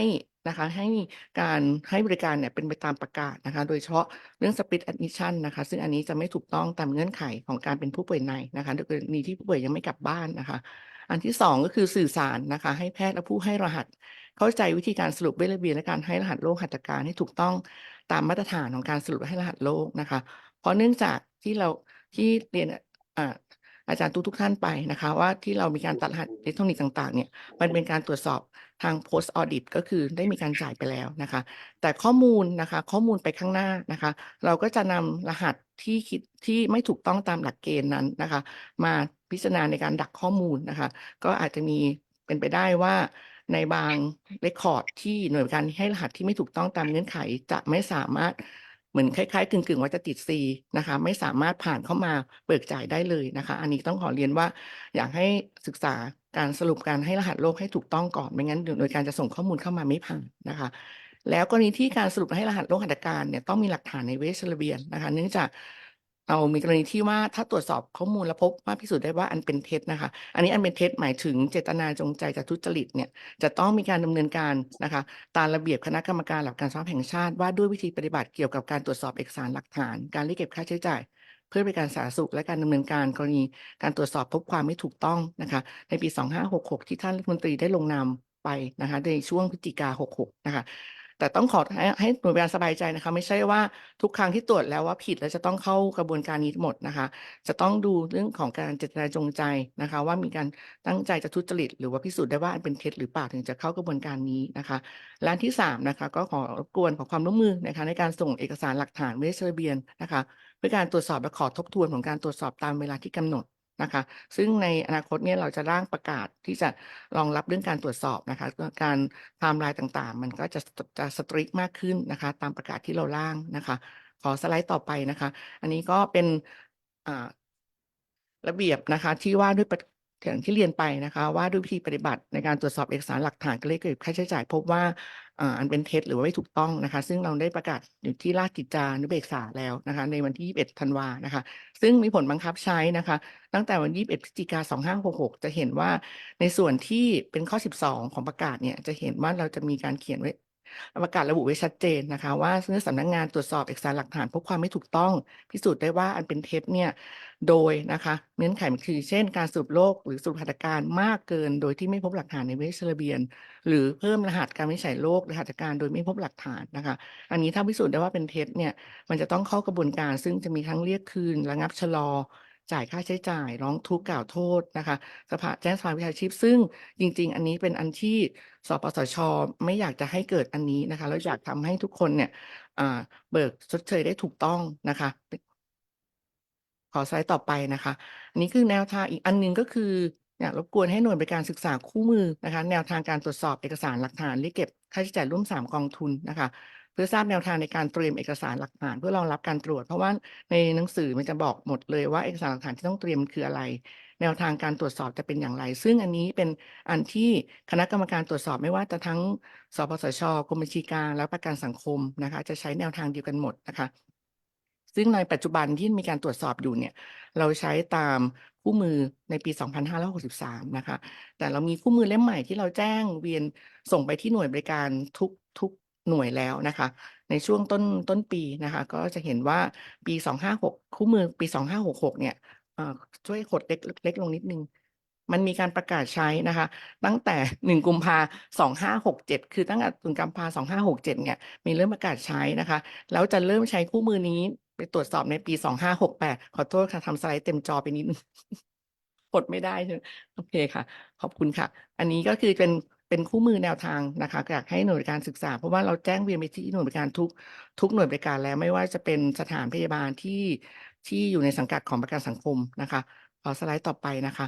ก็อันนี้จะขอชี้แจงต่อนะคะในเรื่องของหน่วยบริการจะไม่เข้าใจนะคะว่าในการตรวจสอบด้วยระบบอิเล็กทรอนิกส์เนี่ยมันเป็นเรื่องใหม่ที่ทางสปสช.ได้พัฒนาขึ้นมานะคะจะชี้แจงว่าตอนนี้เงื่อนไขเบื้องต้นที่เราตรวจสอบไปเป็นเงื่อนไขอะไรก็คือจะมาทำความเข้าใจนะคะ อันนี้เป็นสไลด์ที่แนวทางการตรวจสอบที่เราได้กล่าวไปแล้วเมื่อข้างต้นนะคะขอผ่านนะคะไปสไลด์ต่อไปเนาะก็จะเห็นว่าเอกสารนะคะประกอบนะคะเอกสารประกอบการตรวจสอบเอกสารหลักฐานการเรียกเก็บค่าใช้จ่ายต่างๆเนี่ยที่เราใช้เป็น reference หรือว่าเป็นอ้างอิงไม่ว่าจะตอนนี้ยังใช้ของสนย2017นะคะคู่มือการตรวจสอบเอกสารหลักฐานของสปสช.เล่มปี2562นะคะแต่ตอนนี้ของการตรวจสอบเนี่ยเรายังใช้คู่มือ3กองทุนปี2563แล้วก็ICD 10 ICD 9นะคะอันนี้ถ้าเวอร์ชัน5เนี่ยจะเป็น2010นะคะอันนี้เราอนาคตมาแปะไว้ให้ก่อนเป็น2016นะคะขอสไลด์ต่อไปนะคะ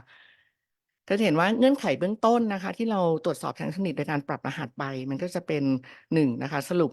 และให้รหัสโรค acute blood loss นะคะโดยที่ไม่พบหัตถการในการให้เลือดไม่ว่าจะเป็น platelet cell transfusion หรือว่า whole blood transfusion นะคะอันที่2นะคะเงื่อนไขที่2สรุปและให้รหัสโรคกลุ่มอนีเมียลิโคพีเนียทรอมโบไซโตพีเนียในกรณีที่ทราบสาเหตุของแพนเซโตพีชัดเจนเช่นไฮเปอร์สฟีซึมเป็นต้นนะคะเงื่อนไขที่3นะคะการสรุปให้รหัสภาวะไฮโปไกลซีเมียที่ผิดหลักการนะคะเดี๋ยวดีเทลในรายละเอียดจะมีอธิบายให้ทำความเข้าใจให้ชัดเจนเลยว่าทำไมเราถึงตัดรหัสดังกล่าวนั้นนะคะเงื่อนไขที่4นะคะสรุปให้รหัส metabolic acidosis ผิดหลักการเงื่อนไขที่5สรุปได้รหัสconvulsion หรือ seizure ร่วมกับ alcohol withdrawal syndrome นะคะเงื่อนไขที่6สรุปและให้รหัส respiratory failure นะคะโดยที่ไม่พบรหัสหัตถการ on ventilator นะคะเงื่อนไขที่7นะคะสรุปให้รหัส respiratory failure ในเด็กแรกเกิดผิดหลักการนะคะเงื่อนไขที่8สรุปให้รหัสโรคร่วมหรือโรคแทรกซ้อนในผู้ป่วยที่มีเลือดออกในกลุ่มโรคทางเดินอาหารส่วนต้นผิดหลักการเงื่อนไขที่9นะคะสรุปให้รหัสโรคร่วมโรคแทรกในผู้ป่วยที่มีเลือดออกในกลุ่มฮีมารอยด์ผิดหลักการนะคะขอสไลด์ต่อไปนะคะเงื่อนไขที่10นะคะสรุปให้รหัสโรค CKD นะคะจากเบาหวานนะคะจากเรื่อง diabetic nephropathy ผิดหลักการเงื่อนไขที่11สรุปและให้รหัสโรค acute renal failure ผิดหลักการเงื่อนไขที่12นะคะสรุปให้รหัสโรคกลุ่มติดเชื้อในทางเดินปัสสาวะร่วมกับโรคนิ่วในไตผิดหลักการนะคะเงื่อนไขที่13สรุปให้รหัสโรคนิ่วในไตผิดหลักการเงื่อนไขที่14นะคะสรุปให้รหัสโรคร่วมโรคแทรกในกลุ่มภาวะไดอาเรียผิดหลักการนะคะเงื่อนไขที่15สรุปให้รหัสแอสไซติดโดยที่ไม่มีการไม่พบรหัสหัตถการในการทำ abdominal-synthesis นะคะเงื่อนไขที่16สรุปให้รหัสภาวะเซอร์ผิดหลักการนะคะโดยเฉพาะในกลุ่มที่เราผิดหลักการเนี่ยของเราหมายถึงสรุปเซอร์ without organ failure นะคะอันนี้ซึ่งในเกณฑ์สนย2017เนี่ยมันจะไม่ให้สรุปแล้วนะคะเงื่อนไขที่17ก็คือสรุปและให้รหัส ICD-9 นะคะที่มีการทำ IWAS ในระบบในโรงพยาบาลระดับตพช.ระดับ F เป็นต้นนะคะซึ่งอันนี้จะเป็นการพิจารณาว่าจะเกินศักยภาพของการให้บริการนะคะอันที่18สรุปให้รหัสโรคของทำ PCI โดยที่ไม่ระบุเวสเซลที่ทำนะคะเดี๋ยวจะมีรายละเอียดให้นะคะในจำนวนเงื่อนไขทั้งหมดนะคะที่เราทำการตรวจสอบทางเทคนิคในการปรับรหัสไปนะคะถ้าเราคิดเฉพาะน้ำหนักสัมผัสที่ลดลงจะมี adjust เฉลี่ยนะคะทั้ง18เนี่ยมีเลนส์อยู่ตั้งแต่ 0.2 ถึง 4.2 อันนี้ไม่ใช่หมายความว่าทุกฉบับจะลด 4.2 นะคะจะเห็นว่าจะมีแวรี่ลดตั้งแต่ 0.2 ถึง 4.2 ขึ้นอยู่กับว่าโรคร่วมนั้นๆที่เราตัดไปมันไปอยู่ใน MDC ไหนหรือ DC ไหนนะคะ เงินในรายละเอียดของเงื่อนไขที่1นะคะการสรุปให้รหัส acute blood loss โดยที่ไม่พบรหัสการให้เลือด blood transfusion packed cell transfusion หรือ whole blood นะคะซึ่งเราผลการตรวจสอบเนี่ยเราจะตัดโรคร่วม D62 acute post hemorrhagic anemia ออกนะคะซึ่งตามเกณฑ์ของสนย2017มันเขียนไว้ชัดเจนนะคะว่าการที่จะวินิจฉัยโรคร่วม acute post hemorrhagic anemia เนี่ยเป็นวินิจฉัยโรคร่วมเมื่อพบว่ามีเลือดจางมากจนมีอาการและต้องมีการให้เลือดนะคะแล้วในเล่มคู่มือตรวจสอบเล่มส้มของสปสช.ก็มีการกำหนดเกณฑ์เอาไว้นะคะว่ากลุ่มโรคนี้นะคะต้องมีการรักษาโดยการให้เลือดนะคะซึ่งถ้าเราไม่พบรหัสในการให้เลือดเราก็จะมีการตัดรหัสดังกล่าวนะคะขอสไลด์ต่อไปนะคะอันนี้ก็เป็นตัวอย่างนะคะของก่อนและตัดจะเห็นว่าอันนี้เราจำลองขึ้นมานะคะว่าก่อนตัดรหัส D62 เนี่ย adjusted relative weight เนี่ยอยู่ที่ 2.1 นะคะหลังตัดแล้วนะคะอยู่ที่ 1.970 นะคะอันนี้เป็นตัวอย่างที่เราทำนะคะขอโทษทีเล็กจัดในเงื่อนไขที่2นะคะในการสรุปและให้รหัสโรคอนิเมียลิวโคพีเนียทรอมโบไซโตพีเนียร่วมกับโรคที่เป็นสาเหตุของแพนไซโตพีเนียซึ่งในโรคที่เป็นสาเหตุของแพนไซโตพีเนียที่เราเอามาในเงื่อนไขก็คือไฮเปอร์สปินิซึมนะคะซึ่งจะเห็นว่าในเกณฑ์ของสนยจะเขียนว่าไฮเปอร์สปินิซึมเนี่ยเป็นภาวะที่มีม้ามทำงานผิดปกตินะคะและจะตรวจพบเม็ดเลือดแดงโทษทีเม็ดเลือดต่ำมากกว่า1ซีรีส์ไม่ว่าจะอาจจะเป็นอนิเมียทรอมโบไซโตพีเนียหรือลิวโคพีเนียอาจจะเป็นอนิเมียหรือว่าไบไซโตพีเนียหรือว่าแพนไซโตพีเนียซึ่งในกรณีนี้เราพบเนี่ยเราจะตัดรหัสโรคร่วม D649 นะคะอนิเมียซิสฟา D70 แอคโนไซโตซิสแล้วก็ D696 ทรอมโบไซโตพีเนียซิสฟาในภาวะที่เป็นไฮเปอร์สปินิซึมนะคะซึ่งท่านหน่วยบริการเห็นว่าเงื่อนรหัสดังกล่าวที่ส่งเข้ามาไม่เกี่ยวข้องกับภาวะไฮเปอร์สปินิซึมหน่วยบริการสามารถส่งเอกสารหลักฐานเวชเวียนเข้ามาขอทบทวนได้นะคะซึ่งจะเห็นว่าจำลองไว้ก่อนปรับรหัสนี้ก็คือ 1.1 นะคะหลังปรับรหัสนี้จะเป็น 0.7 แต่ไม่ใช่ว่าทุกคนจะลดเท่านี้หมดทุกคนนะคะขึ้นอยู่กับมันไปอยู่ที่ NDC ไหนนะคะอยู่ที่ DRG กรุ๊ปไหนนะคะขอสไลด์ต่อไปนะคะเงื่อนไขที่3สรุปภาวะไฮโปไกลซีเมียผิดหลักการคือเห็นว่ามีการสรุปและให้รหัสโรคร่วมอันนี้เราจะพิจารณาเฉพาะโรคร่วมที่เราตัดเนี่ยก็คือโรคร่วมไม่ได้ตัดรหัส PDX นะคะเป็นตัดรหัสโรคร่วมก็คือสรุปให้รหัสโรคร่วมกับโรคที่เป็นสาเหตุของการเกิดไฮโปไกลซีเมียเช่นเซปซิสเฮปาติกเฟเลียหรือ renal insufficiency เป็นต้นนะคะซึ่งถ้าเราเจอนะคะที่ร่วมกับภาวะดังกล่าวเราจะมีการตัดรหัสโรคร่วม E15 นะคะ non diabetic hypoglycemia coma หรือ E162 นะคะเนื่องจากไฮโปไกลซีเมียดังกล่าวเป็นอาการนะคะอ้างอิงจากสนย2017จะเห็นว่าในกรณีที่แพทย์วินิจฉัยไฮโปไกลซีเมียที่เกิดจากสาเหตุอื่นนะคะไม่ว่าจะ renal insufficiency นะคะ septic shock หรือ hepatic failure ไม่ว่าจะมีโคม่าหรือไม่ก็ตามนะคะจะให้รหัสเฉพาะโรคนั้นถือว่าไฮโปไกลซีเมียเป็นเพียงอาการแสดงอย่างหนึ่งไม่จำเป็นต้องให้รหัสมานะคะอันนี้ขอพูดไปถึงเรื่องรหัส E ต่างๆ E15 หรือ E16 เนี่ยE15 นะคะจะเห็นว่า E15 ก็ไม่ควรให้มากันกับคนไข้ที่เป็น DM ด้วยนะคะเพราะจะเห็นว่า DM เนี่ยถ้ามีปัญหาเรื่องไฮโปไกลซีเมียนะคะที่มีโคม่าเนี่ยมันก็จะมีรหัสรองรับของมันแล้วว่าจะเป็น0อย่างเป็นต้นก็คือยกตัวอย่างคนไข้ DM มาให้ด้วยนะคะขอสไลด์ต่อไปนะคะอันนี้ก็เป็นค่าจำลองของการตัดรหัสนะคะขอสไลด์ต่อไปนะคะขอโทษไม่ได้อ่านให้เห็นนะคะเพราะมันเล็กมองไม่เห็นเงื่อนไขที่4นะคะทำสไลด์ไม่ได้ดูอายุนะคะขอโทษทีการสรุปและให้รหัส metabolic acidosis ผิดหลักการนะคะก็จะเห็นว่ามีการสรุปรหัสให้รหัส metabolic โรคร่วม metabolic acidosis นะคะ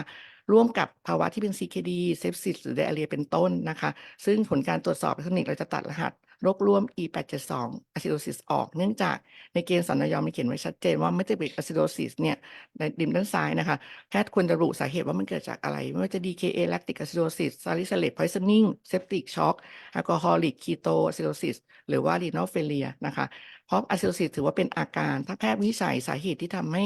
เกิดacidosis แล้วไม่ต้องให้ acidosis นั้นร่วมด้วยนะคะ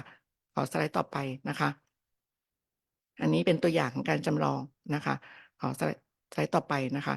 เงื่อนไขที่5นะคะสรุปและให้รหัส convulsion ร่วมกับ alcohol withdrawal จะเห็นว่าที่เราไปตรวจก็คือจะดูว่ามีการสรุปให้รหัสโรคร่วม seizure ร่วมกับ alcohol withdrawal หรือ alcohol withdrawal state with delirium นะคะถ้าตรวจสอบเทคนิคเราจะตัดรหัส R568 after unspecified convulsion ออก ซึ่งภาวะชักมันเป็นอาการหนึ่งของ alcohol withdrawal ไม่ว่าจะเป็นalcohol withdrawal ที่ไม่มี delirium หรือว่า alcohol withdrawal ที่เป็น delirium treatment นะคะ ก็จะเห็นว่าแนวทางโรคสรุปให้รหัสเล่มส้มมันจะเขียนเอาไว้นะคะ ภาวะชักที่ร่วมกับ alcohol withdrawal นะไม่ว่าจะ delirium หรือไม่ delirium หรือไม่เนี่ยไม่ต้องให้สรุปภาวะชักมาร่วมด้วยนะคะ ขอสไลด์ต่อไปนะคะ อันนี้เป็นตัวอย่างของการตัดรหัสนะคะ ขอสไลด์ต่อไป เงื่อนไขที่6นะคะ มีการสรุปให้รหัส respiratory failure โดยที่ไม่มีรหัสหัตถการ on ventilator นะคะโดยที่เราพบว่า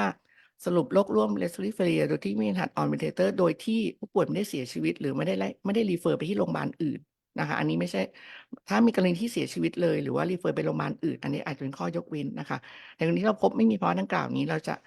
ตัดรหัส J960 นะคะ acute renal failure ออกนะคะเพื่อเนื่องจากนะคะในคู่มือตรวจสอบนะคะของสปสช.กำหนดว่า acute respiratory failure J960 เนี่ยจะต้องได้รับการรักษาโดย invasive ventilator นะคะ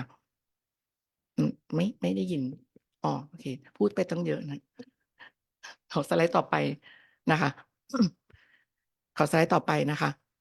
ส่วนเงื่อนไขที่7นะคะสรุปแล้วให้รหัสโรค respiratory failure ในเด็กแรกเกิดผิดหลักการนะคะถ้าเราไปตรวจเจอนะคะในการให้รหัส respiratory failure of newborn นะคะร่วมกับ respiratory distress syndrome of newborn นะคะซึ่งจะเห็นมันเขียนได้ชัดเจนในสนย.จะเขียนว่าถ้าแพทย์วินิจฉัยว่าเป็น respiratory distress syndrome ให้ใช้รหัส P22.0 นะคะ respiratory เป็น RDS syndrome of newborn ไปได้เลยโดยที่ไม่ต้องให้รหัสP285 ร่วมด้วยนะคะแล้วรหัสนี้ก็จะเป็นรหัส exclusion กันด้วยนะคะ P22 exclude อยู่กับ P28.5 นะคะอันนี้ก็เป็นเกณฑ์ที่มันผิดชัดเจนนะคะซึ่งอันนี้เงื่อนไขที่มัน exclusion ที่ผิดชัดเจนก็จะเรียนอาจารย์ว่าถ้าอาจารย์อุทธรณ์มาก็คงยังไงรหัสนี้ก็คงจะไม่ผ่านแต่ว่าถ้ามีอุทธรณ์มาแล้วมีการตรวจสอบทั้งบริเวณทั้งฉบับเนี่ยอาจมีการตรวจสอบรหัสอื่นๆร่วมด้วยอาจจะมีผลกระทบรหัสอื่นๆร่วมด้วยนะคะขอสไลด์ต่อไปนะคะเงื่อนไขที่8สรุปให้รหัสโรคร่วมหรือโรคแทรกนะคะในผู้ป่วยที่มีเลือดออกในกลุ่มที่เป็นกลุ่มโรคทางเดินอาหารส่วนต้นผิดหลักการนะคะก็จะเห็นว่ามีการสรุปให้รหัสโรคร่วม K922 นะคะ gastrointestinal hemorrhoid unspecified หรือรหัส K2921.92.1 เบรนาร่วมกับนะคะโรคกลุ่มทางเดินอาหารส่วนต้นที่รหัสเนี่ยมีรหัสที่บ่งบอกภาวะ hemorrhage อยู่แล้วเพราะว่ารหัสในตัวรหัสมันเองมันบ่งบอกภาวะ hemorrhage อยู่แล้วเพราะฉะนั้นไม่มีความจำเป็นที่จะต้องให้รหัสupper GI bleed อื่นๆมาร่วมด้วยนะคะอย่างเช่น K25.0 นะคะ acute gastric ulcer with hemorrhagic อย่างเงี้ยมันมีรหัสที่มันบ่งบอกชัดเจนนะคะแล้วเราก็จะมีการตัดรหัส K92.2 K92.1 นะคะเนื่องจากเป็นรหัสที่ซ้ำซ้อนนะคะแล้วก็เป็นรหัสที่เป็น exclusion กันก็จะเห็นว่าช่วยปิดจะเห็นว่า K92.2 เนี่ยมัน exclude นะคะ exclude อยู่กับรหัสมัน exclude อยู่กับรหัส K29.0 นะคะหรือ K25 ถึง K28 นะคะเป็นรหัส exclusion ที่ถ้า K25 ถึง K28 ที่มีรหัสจุดที่ตัวสุดท้ายที่บ่งบอก hemorrhage อยู่แล้วอันนี้ไม่ต้องสรุปมาร่วมด้วยนะคะขอสไลด์ต่อไปนะคะอันนี้เป็นตัวอย่างนะคะขอเงื่อนไขที่9นะคะสรุปแล้วให้รหัสโรคร่วมหรือโรคแทรกซ้อนในผู้ป่วยที่มีเลือดออกในกลุ่มฮีมารอยด์ผิดหลักการนะคะก็จะเห็นว่าเราจะให้สรุปถ้ามีการสรุปโรคร่วม K92.2 นะคะ upper GI โทษทีแก้ตัวท้องซิฮิมเลตนะคะunspecified นะตรงฮีมารอยด์พิมพ์ผิดนะคะแก้ตัวท้องซิฮิมเลต unspecified นะคะร่วมกับโรคที่เป็นฮีมารอยด์วิดบิดดิ้งนะคะหรือ K92.2 หรือ K62.5 hemorrhage of anus อย่างนี้เป็นต้นนะคะร่วมกับรหัสที่บ่งบอกเลยว่าฮีมารอยด์นั้นๆมี bleeding นะคะซึ่งจะเป็นรหัสที่ซ้ำซ้อนแล้วก็รหัสที่เป็น exclusion กันนะคะจะเห็นว่า K62 ก็ exclude อยู่กับI84 นะคะขอสไลด์ต่อไปนะคะอันนี้ก็จะเป็นตัวอย่างของการตัดรหัสนะคะส่วนเงื่อนไขที่10นะคะสรุปแล้วให้รหัสโรค CKD นะคะเกิดจากเบาหวานผิดหลักการก็จะเห็นว่าถ้าเราไปเจอนะคะมีการให้รหัส N189 นะคะอันนี้ขอเรียนว่าเป็น N189 คือเป็น CKD ที่ไม่ระบุสเตจนะคะร่วมกับรหัสในกลุ่มโรคที่เป็น diabetic nephropathy นะคะผลการตรวจสอบแล้วก็จะตัดรหัส N189 ออกเนื่องจากเป็น CKD ที่ไม่ระบุสเตจนะคะซึ่งถามว่า diabetic nephropathy หรือไม่กระทั่ง nephropathy ที่เกิดจากโรคอื่นๆ ทางซิสเตมิกเช่นlupus nephritis อย่างเงี้ยเป็นต้นถ้าเกิด CKD นะคะจะต้องระบุสเตจว่าเป็นสเตจ1หรือ5ถึง5นะคะในกรณีที่ไม่ระบุสเตจที่ชัดเจนนะคะขอย่นลงไปเล็กมันอยู่ข้างล่างไม่ใช่ย่นสไลด์ให้เล็กไม่ใช่กลัวทางบ้านไม่เห็นมองนะเห็นก็คือถ้าไม่คือในสนยมันเขียนในสนยมันเขียนชัดเจนนะคะในสนยมันเขียนชัดเจนว่าจะต้องระบุสเตจถ้าไม่ระบุสเตจไม่ต้องให้รหัส CKD ดังกล่าวร่วมด้วยค่ะอยู่บรรทัดสุดท้ายอะค่ะคือไม่เป็นไรคือเดี๋ยวมันมีอยู่ใน handout ที่เอกสารการประชุมมันเขียนไว้ชัดเจนนะคะว่าต้องระบุตรงนี้นะคะตรงนี้จะเห็นว่าในกรณีข้างต้นนะคะถ้าแพทย์วินิจฉัยว่าเป็นสเตจ1 ถึง 5ของ CKD ที่ชัดเจนร่วมกับโรคที่เป็นสาเหตุนะคะให้เพิ่มรหัส N181 จนถึง185ตามที่แพทย์ระบุได้อีก1รหัสถ้าไม่ระบุสเตจไม่ต้องเพิ่มรหัสนะคะถ้าเป็น189จะถูกตัดออกนะคะขอสไลด์ต่อไปนะคะนี่คือตัวอย่างของการตัดรหัสนะคะเงื่อนไขที่11นะคะก็สรุปและให้รหัสโรค acute renal failure ผิดหลักการก็คือถ้าเราไปเจอนะคะในการให้ acute renal failure on top CKD ก็คือ CKD stage 5นะคะacute renal failure on top ESRD นะคะอันนี้นะคะร่วมกันแล้วก็จะตัดรหัส N17 ออกนะคะซึ่งในสนยมันก็เขียนชัดเจนนะคะใน CKD stage 5นะคะเนื่องจาก GFR ต่ำมากอยู่แล้วนะคะแยกยากจากการดำเนินโรคไม่ควรวินิจฉัยว่ามี acute on top chronic kidney disease ร่วมด้วยยกเว้นถ้าพบสาเหตุของ acute อื่นๆที่ชัดเจนเช่น drug induced nephropathy เป็นต้นนะคะอันนี้ก็เป็นตามหลักการที่ของสนยระบุไว้นะคะในเงื่อนไขที่12นะคะสรุปให้รหัสโรคในกลุ่มติดเชื้อทางเดินปัสสาวะร่วมกับผู้ป่วยโรคนิ่วในไตผิดหลักการนะคะก็จะเห็นว่าถ้าเราไปตรวจเจอเพราะว่ามีโรคร่วมกลุ่ม urinary tract infection นะคะร่วมกับให้รหัส N20 calculus of kidney of ureter นะคะเราก็จะตัดรหัส N10 นะคะ N11 N390 ออกเนื่องจากเป็นรหัสซ้ำซ้อนกับ N20 แล้วก็เป็นรหัส exclusion กันก็จะเห็นว่า N10 ในตัวมันบอกว่าโทษที N20 นะคะ calculus of kidney อยู่ด้านล่างขวาสุด calculus of kidney of ureter นะคะมันเป็นรหัสที่ include calculus pyelonephritis นะคะในตัวมันเองมันมีความหมายว่าเป็นนิ่วบวกกับมีภาวะ infection อยู่นะคะมันก็จะเห็นว่ามันจากการที่เราให้ N10 หรือ N11 เข้ามาก็จะเป็นซ้ำซ้อนแล้ว exclusion กันก็จะเห็นว่า N11 จะ exclude อยู่กับ N20.9 นะคะ N39 ในกลุ่มของ N39 ก็จะมีการ exclude กันอยู่กับ N20 เป็นต้นนะคะซึ่งกรณีที่สรุปว่าถ้ามีการสรุปให้รหัสโรคนะคะพวก UTI with RC pyelonephritis with RC acute pyelonephritis with RC นะคะก็ควรจะให้เป็นรหัสเดียวอย่างนี้เป็นต้นนะคะขอสไลด์ต่อไปนะคะอันนี้เป็นตัวอย่างของการตัดรหัส N10 ออกนะคะเงื่อนไขที่13นะคะสรุปและให้รหัสโรคนิ่วในไตผิดหลักการนะคะก็จะเห็นว่ามีการให้รหัสโรคร่วมกลุ่ม N11 นะคะ N20 นะคะร่วมกับในกลุ่มของ N13 คือ obstructive and reflux uropathy นะคะก็จะเห็นผลการตรวจสอบเนี่ยเราจะตัดรหัส N11 N20 ออกเนื่องจากเป็นรหัสซ้ำซ้อนและ exclusion ด้วยเพราะว่าใน ICD-10 ระบุเอาไว้นะคะว่าใน N13 เนี่ยมันจะ exclude กันอยู่กับ N20 แล้วก็ N11 นะคะอันนี้เป็น exclusion กันอยู่นะคะขอสไลด์ต่อไปนะคะอันนี้ก็เป็นตัวอย่างของการตัดรหัส N20 ออกนะคะน้ำหนักสัมผัสก็อาจจะมีการลดลงนะคะขอสไลด์ต่อไปเงื่อนไขที่14นะคะสรุปให้รหัสโรคร่วมหรือโรคแทรกในผู้ป่วยไดอะเรียผิดหลักการก็เห็นว่าในกรณีนี้จะตรวจว่าถ้าเราเจอนะคะการให้รหัสโรคร่วมที่เป็นอาการของภาวะไดอะเรียอยู่แล้วนะคะเช่น prerenal azotemia หรือ orthostatic hypotension ร่วมกับภาวะกลุ่มที่เป็นโรคไดอะเรียไม่ว่าจะเป็น AGE นะคะเราจะตัดรหัส I95.1 เป็น orthostatic hypotension R39.2 extra renal azotemia ออกเนื่องจากเป็นอาการของไดอะเรียนะคะซึ่งจะเห็นว่าในกลุ่มไดอะเรียนะคะในสนยก็จะเขียนว่าผู้ป่วยไดอะเรียอาจจะมีอาการขาดน้ำปากแห้งชีพจรเร็วมี postural hypertension หรือ renal azotemia ซึ่งเป็นอาการของโรคไม่ต้องบันทึก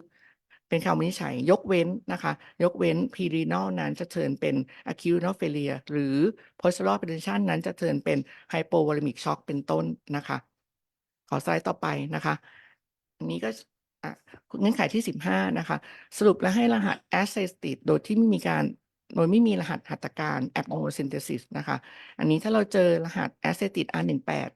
นะคะโดยที่ไม่มีรหัส IC9 abnormal-synthesis มานะคะระบบเราก็จะตัดรหัส R18 ออกนะคะซึ่งในเกณฑ์สนย.จะเขียนไว้ว่า acetate เนี่ยแพทย์ควรระบุสาเหตุของ acetate นะคะว่า acetate มันเกิดจากอะไรไม่ว่าจะเป็นจะเกิดจาก TB จะเกิดจาก malignancy หรือเกิดจากอย่างอื่นนะคะให้สรุปโรคที่เป็นสาเหตุนั้นเป็นการวินิจฉัยเช่น cirrhosis นะคะ congestive heart failure secondary malignancy neoplasm ของ peritoneum นะคะหรือ tuberculous peritonitis นะคะไม่ต้องวินิจฉัยว่ามี acetate ร่วมด้วยนะคะแต่ในกรณีที่ cirrhosis นะคะเราก็เปิดกว้างนิดนึงว่าใน cirrhosis เนี่ยสำหรับในเกณฑ์ของเล่มสีส้มของสปสช.ก็บอกว่า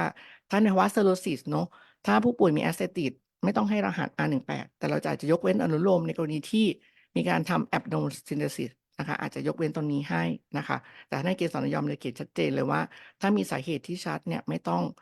องให้รหัส R18 มาร่วมด้วยนะคะแต่ถ้าทางหน่วยบริการเห็นว่ามีหลักฐานอันอื่นอะไรอย่างไรนะคะก็สามารถอุทธรณ์รหัสนี้ได้นะคะเช่นคิดว่าเป็น cirrhosis แต่ให้รหัส ICD9 abnormal synthesis ตกหล่นไป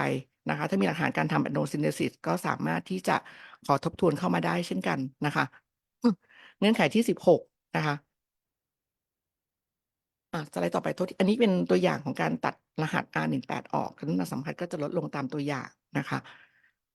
สไลด์เงื่อนไขที่16สรุปให้รหัสเซอร์ผิดหลักการก็คืออันนี้จะเน้นเรื่องเซอร์ without organ failure นะคะถ้าเราเจอเซอร์ไม่ว่ามาใจที่จะเจอเซอร์ without organ failure ไม่ว่าจะเป็น R650 นะคะจาก infection หรือ non infection หรือเซอร์unspecified นะคะเราจะทำการตัดรหัสออกเนื่องจากในสนย2017มันเขียนไว้ชัดเจนนะคะว่าถ้ามีภาวะโรคติดเชื้อหรือภาวะอะไรก็ตามนะคะให้วินิจฉัยภาวะนั้นเป็นภาวะหลักนะคะไม่ต้องวินิจฉัยภาวะเซอร์ without organ failure มาเป็นวินิจฉัยร่วมนะคะแล้วในคู่มือของสปสช.เล่มสีส้มก็ระบุไว้ชัดเจนว่า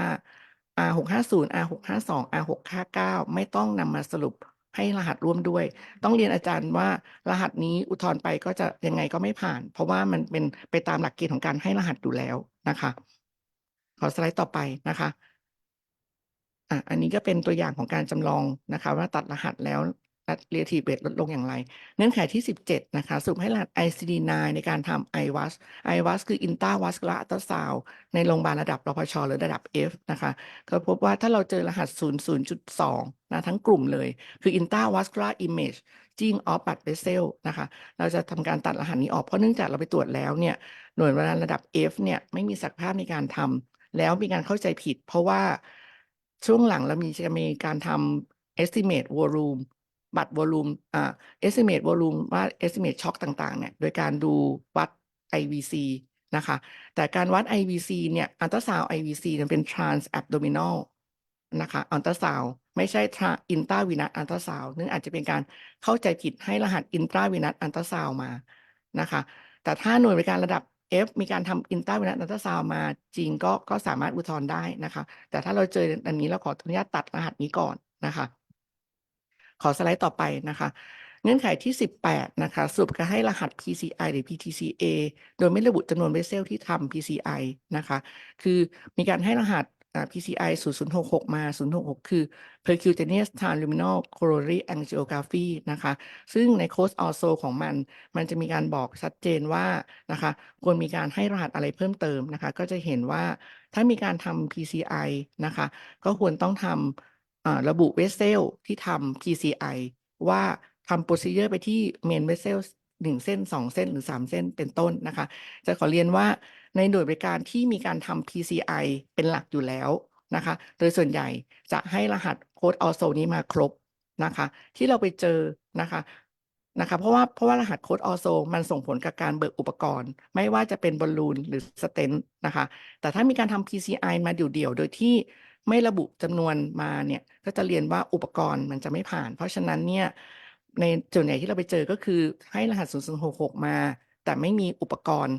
เข้ามาคงจะมีการเข้าใจผิดคือแค่ทำ CAG หรือทำอะไรสักอย่างหนึ่งที่เกิดมีการให้รหัสที่มันให้รหัส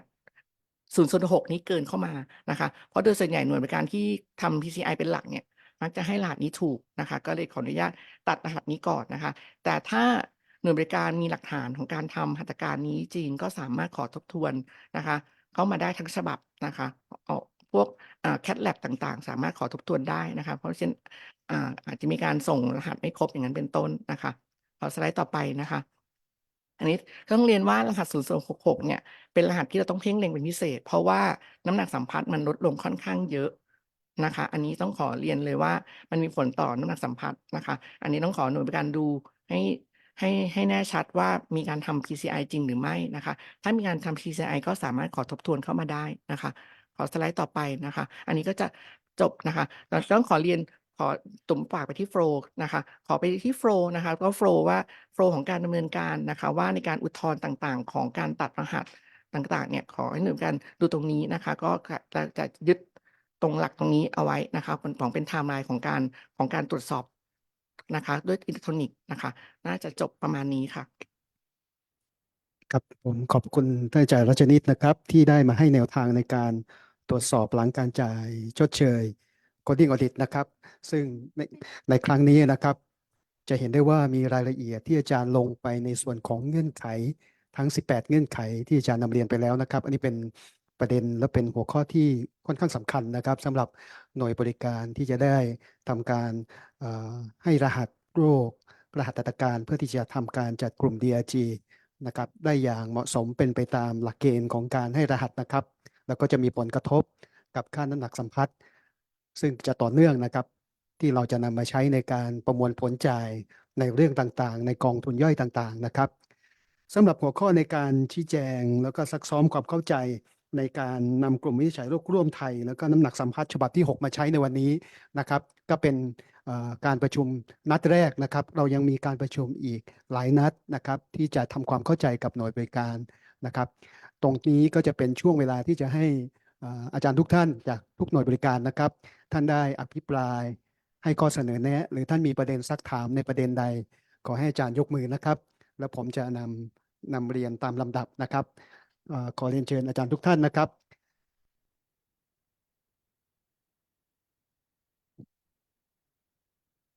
อาจารย์ท่านใดมีประเด็นจะซักถามเรียนเชิญครับ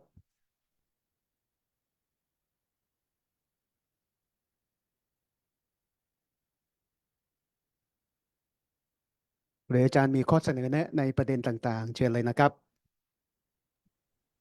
เรียนอาจารย์ค่ะจากบ้านโป่งนะคะ เรื่องของ acute respiratory failure เนี่ยค่ะอาจารย์เนื่องจากปัจจุบันเนี้ยหลายโรงพยาบาลนะคะใช้เครื่อง high flow แทนเรื่องของ ventilator ที่ต้องใส่ endotracheal tube อะค่ะไม่ทราบว่าทางสปสชอะค่ะมีแนวโน้มที่จะทำอย่างไรกับโรงพยาบาลต่างๆที่ใช้เครื่อง high flow แทน ventilator เพราะว่าทุกวันนี้มันก็จะไม่ได้อะไรเพิ่มเนาะมันก็เป็นเหมือนกับการให้ออกซิเจนธรรมดาค่ะแต่มันลดการใส่ endotracheal tube ไปได้เยอะค่ะก็เลยจะฝากสปสชว่าน่าจะพิจารณาเรื่องของการใช้ high flow ด้วยค่ะก็เรียนอาจารย์ค่ะก็เราก็ทราบปัญหานะคะว่าเนื่องจากตั้งแต่โควิดมาเนี่ยก็มีการใช้ high flow นะคะซึ่งที่ผ่านมาเนี่ยในภาวะ respiratory failure ที่เกิดจากโควิดเราจะอนุโลมตรงนี้นะคะเดี๋ยวขอรับข้อเสนอของอาจารย์เอาไว้นะคะว่าในแง่ของการให้ high flow ในกรณีที่เป็นacute respiratory failure ที่เกิดจากสาเหตุอื่นนะคะก็เดี๋ยวจะรับตรงนี้เอาไว้นะคะแต่ก็ขอเรียนอาจารย์ว่าในเวอร์ชัน5มันอาจจะมีผลนะคะแต่ถ้า DRG เวอร์ชัน6เนี่ย acute respiratory failure ตัวรหัสเองเนี่ยมันอาจจะไม่มีผลกระทบกับน้ำหนักสัมผัสเยอะนะคะแต่ในกรณีข้อมูลเก่านะคะที่มีการประมวลด้วยเวอร์ชัน5เนี่ยเดี๋ยวทางสปทจะรับไปพิจารณาตรงนี้นะคะครับมีประเด็นคำถามเพิ่มเติมไหมครับเป็นข้อเสนอแนะก็ได้นะครับทั้งในเรื่องของตัว DRG เวอร์ชัน6เรื่องของตัวการนำมาประมวลผลสิ่งที่เปลี่ยนแปลงหรือผลกระทบนะครับของการนำ DRG เวอร์ชัน6มาใช้เชิญครับยกมือได้เลยนะครับเดี๋ยวผมจะเรียกตามลำดับเชิญครับเชิญอาจารย์ภูจิตรนะครับเชิญครับครับจะสอบถามนิดนึงครับเรื่อง respiratory failure เหมือนกันนะครับ อย่างเคสที่เป็น palliative อะครับอาจจะไม่ใช่ palliative ก็ได้แต่ว่าเป็นเคสที่คุยแบบเคสจะเดทแล้ว แต่ว่าก็คือคนไข้น่ะนอนหอบอยู่3 วันแต่ว่าก็คือพอเป็นเคส palliative เราก็จะไม่ได้ใส่คิ้วแบบนี้เนี่ยผมสามารถสรุปโค้ดตัวนี้ลงไปได้ไหมครับ ต้องเรียนอาจารย์นะคะ คือตอนนี้เรายังต้องใช้เรื่องของ ventilator อยู่นะคะอาจารย์ เพราะว่าต้องเรียนอาจารย์ว่าที่ผ่านมาในเวอร์ชัน5ต่างๆ เนี่ยมันมีปัญหาของการสรุป accuracy ที่ค่อนข้างเยอะนะคะซึ่งจะบอกว่าไอ้พวกการที่มันสรุปเยอะๆ เนี่ย โดยที่เราก็ไม่รู้ว่ามัน accuracy จริงมากน้อยแค่ไหนนะ มันก็ส่งผลทำให้มีการ dilute ของตัวรหัสเนี่ยมีส่งผลไปที่เวอร์ชัน6แต่ตอนนี้ต้องเรียนอาจารย์ว่าตอนนี้เราขอว่ามีการ on ventilator ก่อนนะคะอาจารย์ ขอบคุณมากครับ ครับเรียนเชิญอาจารย์ท่านถัดไปครับ เชิญครับ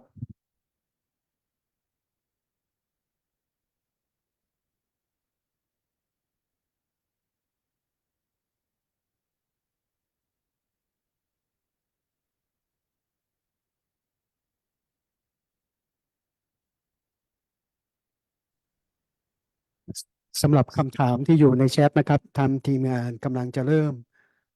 นะครับ ส่งข้อมูลขอโทษครับจะเริ่มตอบคำถามในแชทให้นะครับ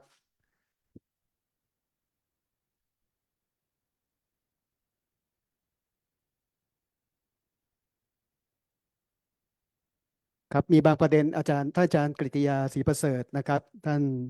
ผู้ทรงคุณวุฒิสปชนะครับ อาจารย์มีประเด็นที่จะเพิ่มเติมให้กับที่ประชุมไหมครับเชิญครับ ค่ะในแชทจะมีการสอบถามเรื่องการคำนวณ DRG เวอร์ชัน6 ด้วยเซนเดตนะคะอยู่หลายท่านนะคะคือทำความเข้าใจอย่างนี้นะคะเราจะเริ่มคำนวณ DRG เวอร์ชัน6 นะคะตามข้อมูลที่ส่งมาถึงสปสช.ส่งผ่าน e-claim มาณวันที่1 พฤษภาคม 2567 นะคะเนื่องจากในระบบของการทำข้อมูลของโรงพยาบาลนะคะโรงพยาบาล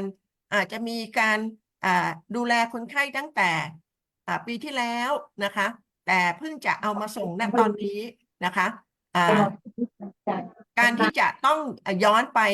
คำนวณด้วย DRG เวอร์ชัน5 มันจะมีผลต่อการคำนวณบัดเจ็ตนะคะแต่ในช่วงเปลี่ยนผ่านเนี้ยนะคะในภาพรวมของการเปลี่ยนเป็น DRG จากเวอร์ชัน5 เป็นเวอร์ชัน6 ตามที่ท่านรองดุสิตได้นำเรียนแล้วนะคะถ้าหน่วยบริการยังมีการบริการเหมือนเดิมแต่ค่าน้ำหนักสัมผัสนะคะเมื่อมาใช้ DRG เวอร์ชัน6 แล้วนะคะน้ำบัตรสัมผัสลดลงหรืออื่นๆนะคะทางสปสช.ก็จะมีการได้ของงบประมาณส่วนหนึ่งมาชดเชยอยู่แล้วนะคะเพราะฉะนั้นท่านไม่ต้องกังวลว่าณตอนนี้ท่านถูกคำนวณด้วย DRG เวอร์ชันเท่าไหร่นะคะของข้อมูลนะคะก็จะมีการแชร์ในดูแลของค่าใช้จ่ายในส่วนต่างนี้ไว้เรียบร้อยแล้วนะคะค่ะอีกคำถามหนึ่งเมื่อกี้มีท่านถามมาว่าเราใช้ ICD-9 ICD-10 ฉบับ 2010 แล้วก็ ICD-9 2010 ไปถึงเมื่อไหร่นะคะช่วงที่ผ่านมาเนี่ยตั้งแต่มีการใช้เวอร์ชัน6 มาของกองทุนอื่นๆนะคะทางทีม CaseMix กับทางสปสช.เราก็มีตารางmapping ข้อมูลนะคะไม่ว่าท่านจะส่งด้วยเวอร์ชันไหนนะคะก็สามารถรับได้นะคะแต่นำเรียนไว้นะคะว่าทางสปสช.เราจะหารือกับ CaseMix อีกทีหนึ่งนะคะแผนว่าเราจะให้ใช้ DRG เวอร์ชัน2010ไม่ใช่ICD-9 ICD-10 เวอร์ชัน2010 ไปจนถึงสิ้นปีงบประมาณนี้นะคะเหตุที่จำเป็นต้องเปลี่ยนนะคะไปเป็น2016 หรือ 2015 นะคะตามที่อาจารย์อรไทยได้บอกว่ามันมีรหัสที่เปลี่ยนแปลงใหม่ค่อนข้างเยอะมากนะคะเราก็อยากให้ข้อมูลของประเทศเรานะคะมีความทันสมัยแล้วก็มีรหัสที่ถูกต้องนะคะเข้าใจใช้ในทำสถิติได้เหมือนกันนะคะก็คิดว่าจะปิดลับนะคะเบื้องต้นคิดว่าจะปิดลับแค่ปี งบประมาณนี้นะคะที่เป็นเวอร์ชัน2010แต่เข้าไปดูจริงๆนะคะมีรหัสอยู่ทั้งหมดนะคะรวมทุกอย่างเนี่ยไม่น่าจะเกินถ้าเป็นของ WHO ไม่เกิน200นะคะโคดเดอร์ก็น่าจะคุ้นชินอยู่แล้วนะคะก็อยากให้โรงพยาบาลเนี่ยหันมาใช้นะคะ ICD ที่มันถูกปรับปรุงโดยเฉพาะเรื่องโควิดเนี่ยปรับไปเยอะนะคะก็แนะนำให้ใช้ของปี2016นะคะค่ะขอบคุณครับอาจารย์ครับมีผู้ยกมือนะครับจากโรงพยาบาลสงขลานครินทร์เรียนเชิญครับอาจารย์ครับ ค่ะสวัสดีค่ะอาจารย์เพียงไพนะคะตัวจากโรงพยาบาลสงขลานครินทร์ค่ะอาจารย์ที่อาจารย์บอกว่าใช้ DRG เวอร์ชัน6โดยใช้เดทเซนส์ในการส่งข้อมูลของโรงพยาบาลทีนี้ข้อมูลของโรงพยาบาลถ้ามันเป็นการดิชาร์จก่อน1 พฤษภาการให้รหัสโรคของโรงพยาบาลคือก็อยากว่าถ้าจะใช้เดทเซนส์อ่ะการให้รหัสโรคของโรงพยาบาลถ้าเกิดเป็นการให้อยู่ในเวอร์ชัน5ถ้าเราส่งข้อมูลในเดือนพฤษภาตรงเนี้ยสวช.จะมีการปรับข้อมูลให้เราไหมว่าให้ปรับข้อมูลรหัสโรคให้เป็นเวอร์ชัน6ให้หรือจะเป็นการติดซีเพื่อให้โรงพยาบาลกลับมาทบทวนค่ะ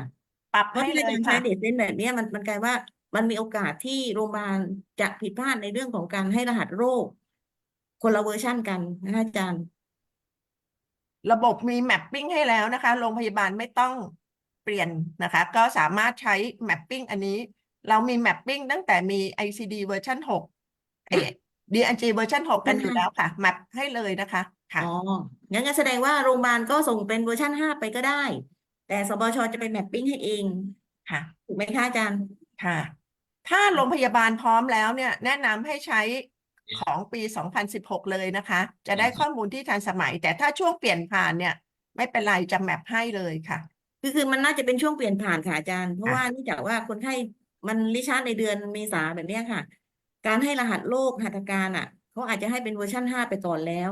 กว่าเราจะหยิบข้อมูลมาส่ง มันอาจจะเป็นเดือนพฤษภาค่ะอาจารย์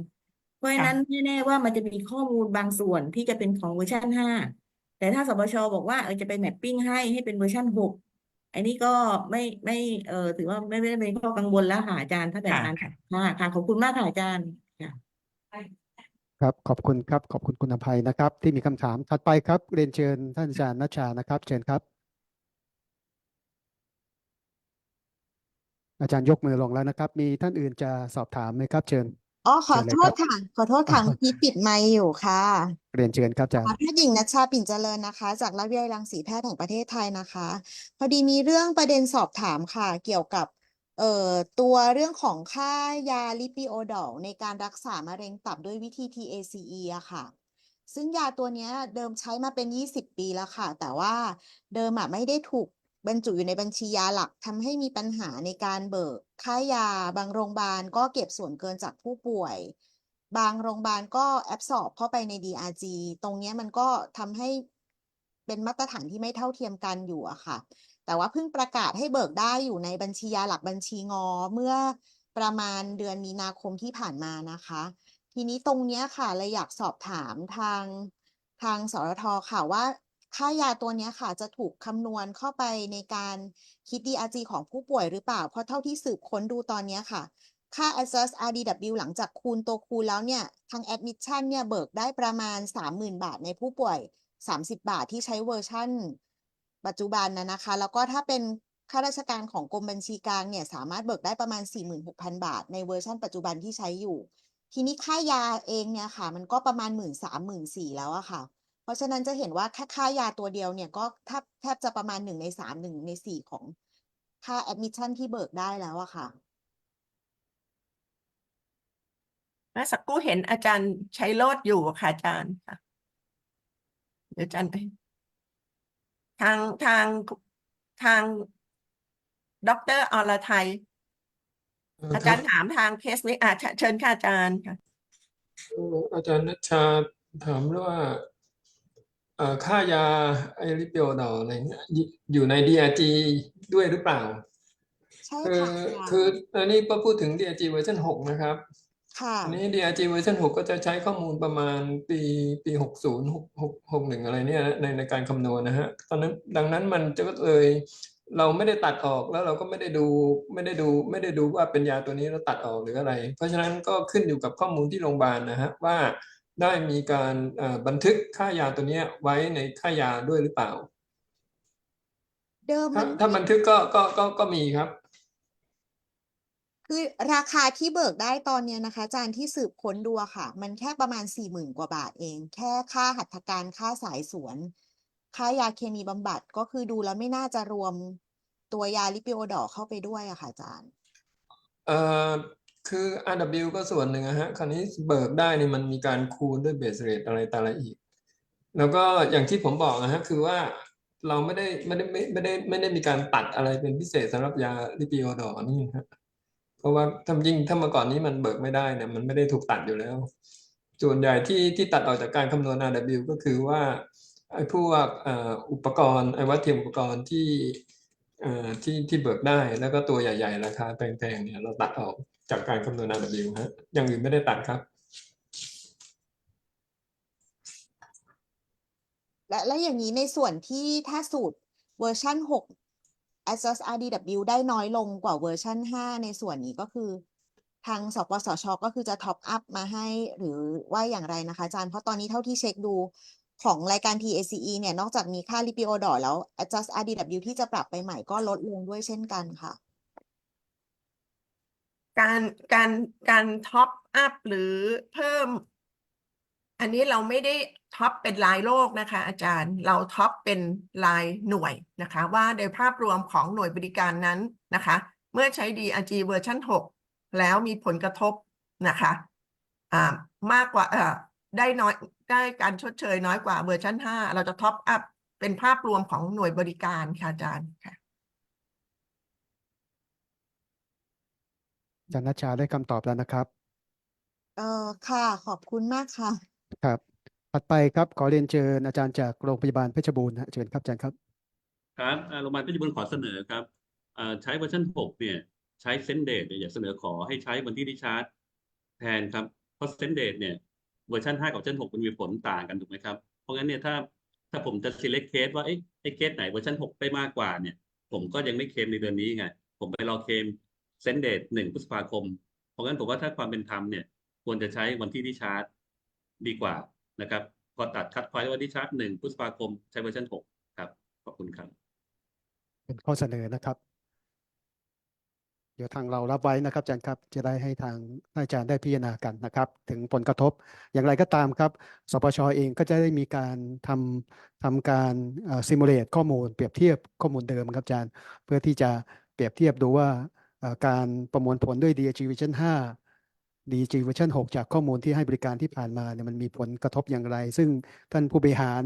นะครับรวมทั้งสายงานของเราเนี่ยติดตามอย่างใกล้ชิดนะครับและที่สำคัญเราก็มีการพูดคุยกันกับทางฝั่งผู้บริหารระดับกระทรวงนะครับเรามีการพูดคุยกันโดยตลอดเนื่องจากว่าในช่วงนี้ก็มีนโยบายสำคัญที่เกิดขึ้นโดยเฉพาะในเรื่องของการส่งข้อมูลเพื่อขอรับค่าใช้จ่ายในระบบหลักประกันสุขภาพแห่งชาตินะครับที่ได้มีการเปลี่ยนแปลงช่องทางการเชื่อมข้อมูลนะครับจากที่ส่งตรงที่สปสช.ก็จะมีเชื่อมข้อมูลไปยัง MOF Financial Data Hub นะครับซึ่งตรงนี้เนี่ยก็จะเป็นส่วนที่เปลี่ยนแปลงอีกส่วนหนึ่งนะครับที่จะทำให้ระบบของการขอรับค่าใช้จ่ายเนี่ยนะครับมีภาพรวมในการจัดการที่หลายหน่วยงานเข้ามามีส่วนร่วมนะครับแล้วก็เป็นไปตามกฎหมายที่กำหนดนะครับอาจารย์ณชายังมีคำถามอยู่ใช่ไหมครับเชิญครับอาจารย์ขออนุญาตเสริมนิดนึงค่ะอาจารย์พอดีถ้าอาจารย์เมนชั่นว่าข้อมูลเดิมที่ใช้คิด DRG เป็นข้อมูลปี2560นะคะพอดีตัวลิปิโอดอร์มันมีการปรับราคาขึ้นเยอะในช่วงปีหลังๆอะค่ะถ้าหนูไปสืบค้นเทียบราคาของปี60กับราคาปัจจุบันที่อย.อนุมัติให้เบิกได้ว่ามีความแตกต่างกันอย่างเงี้ยค่ะสามารถยื่นให้สรท.พิจารณาเพิ่มเติมได้ใช่ไหมคะ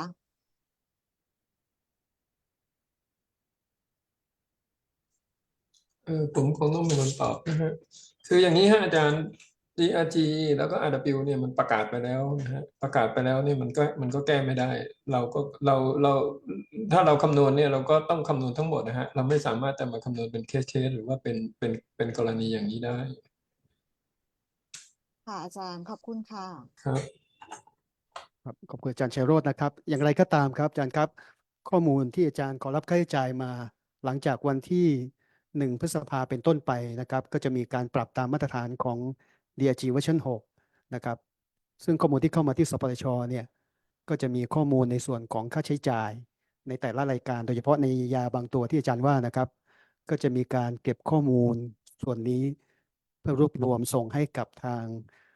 ศูนย์โรคร่วมไทยนะครับ เพื่อที่จะได้ทำการวิจัยทำการพัฒนา DRG ในเวอร์ชันถัดๆไป อันนี้ก็จะเป็นข้อมูลสำคัญนะครับ ก็จะทำให้มีการบาลานซ์นะครับ ปรับในเรื่องของ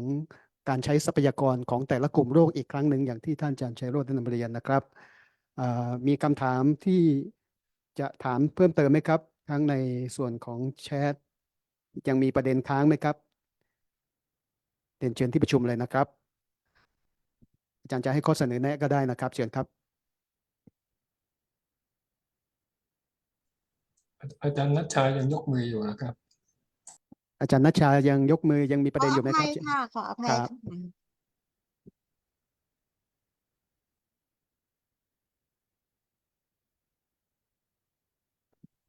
ครับในประเด็นเรื่องของการจัดการข้อมูลมีคำถามไหมครับในประเด็นของเรื่องตัว DRG เองอาจารย์มีประเด็นไหมครับเชิญเลยนะครับหรือในเรื่องของการตรวจสอบหลังการจ่ายชดเชยซึ่งในครั้งนี้เนี่ยนะครับอาจารย์ได้มาให้รายละเอียดในส่วนของเงื่อนไขเนี่ยที่ชัดเจนนะครับทำให้หน่วยบริการได้รับทราบตั้งแต่เนิ่นนะครับเพื่อที่จะทำการปรับระบบของการให้รหัสให้เหมาะสมนะครับซึ่งอาจารย์จะเห็นได้ว่ามันจะมีผลกระทบต่อค่าน้ำหนักสัมพัทธ์นะครับที่เราจะมาใช้ในการบริหารกองทุนโดยเฉพาะกองทุนผู้ป่วยในนะครับเรียนเชิญอาจารย์เลยนะครับท่านใดมีประเด็นซักถามมีข้อเสนอแนะเชิญครับ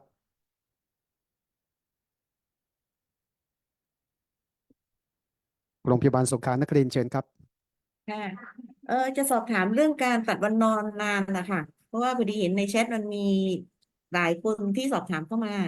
ทีนี้เลยไม่แน่ใจว่าเนื่องจากว่า DRG อ่ะคนไข้บางคนก็นอนนานจริงแล้ว DRG มันไม่สอดคล้องเพราะว่า DRG จะไม่ขึ้นแล้ว ทีนี้ไม่แน่ใจว่าทางสวชจะมีหลักเกณฑ์หรือเป็นข้อกำหนดไหมคะว่า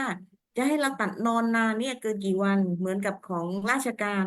คืออาจจะต้องมีการทำหลักเกณฑ์ขึ้นมาให้อ่ะค่ะ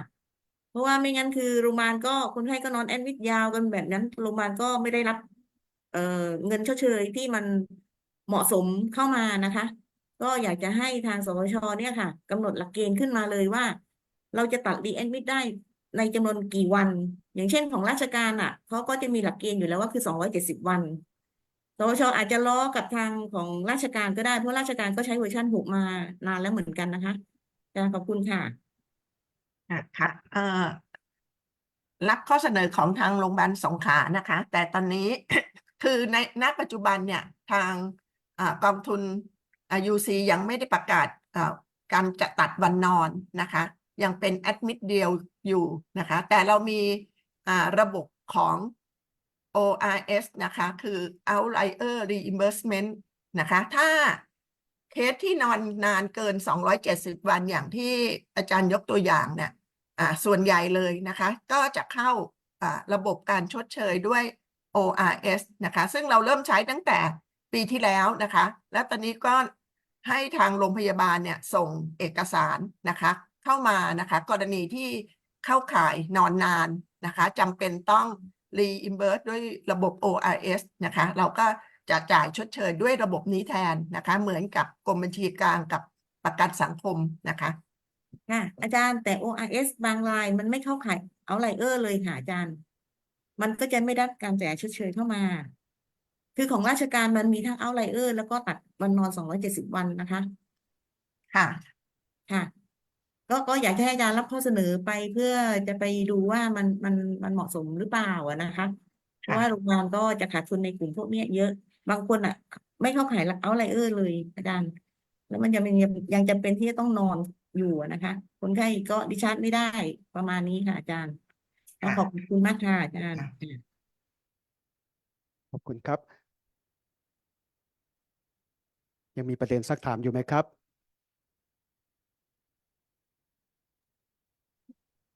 ขออนุญาตสอบถามนะคะในเรื่องของประเด็นการสรุปเอ่อสรุปสรุปโรคเนาะคืออย่างกรณีคนไข้ palliative care ค่ะ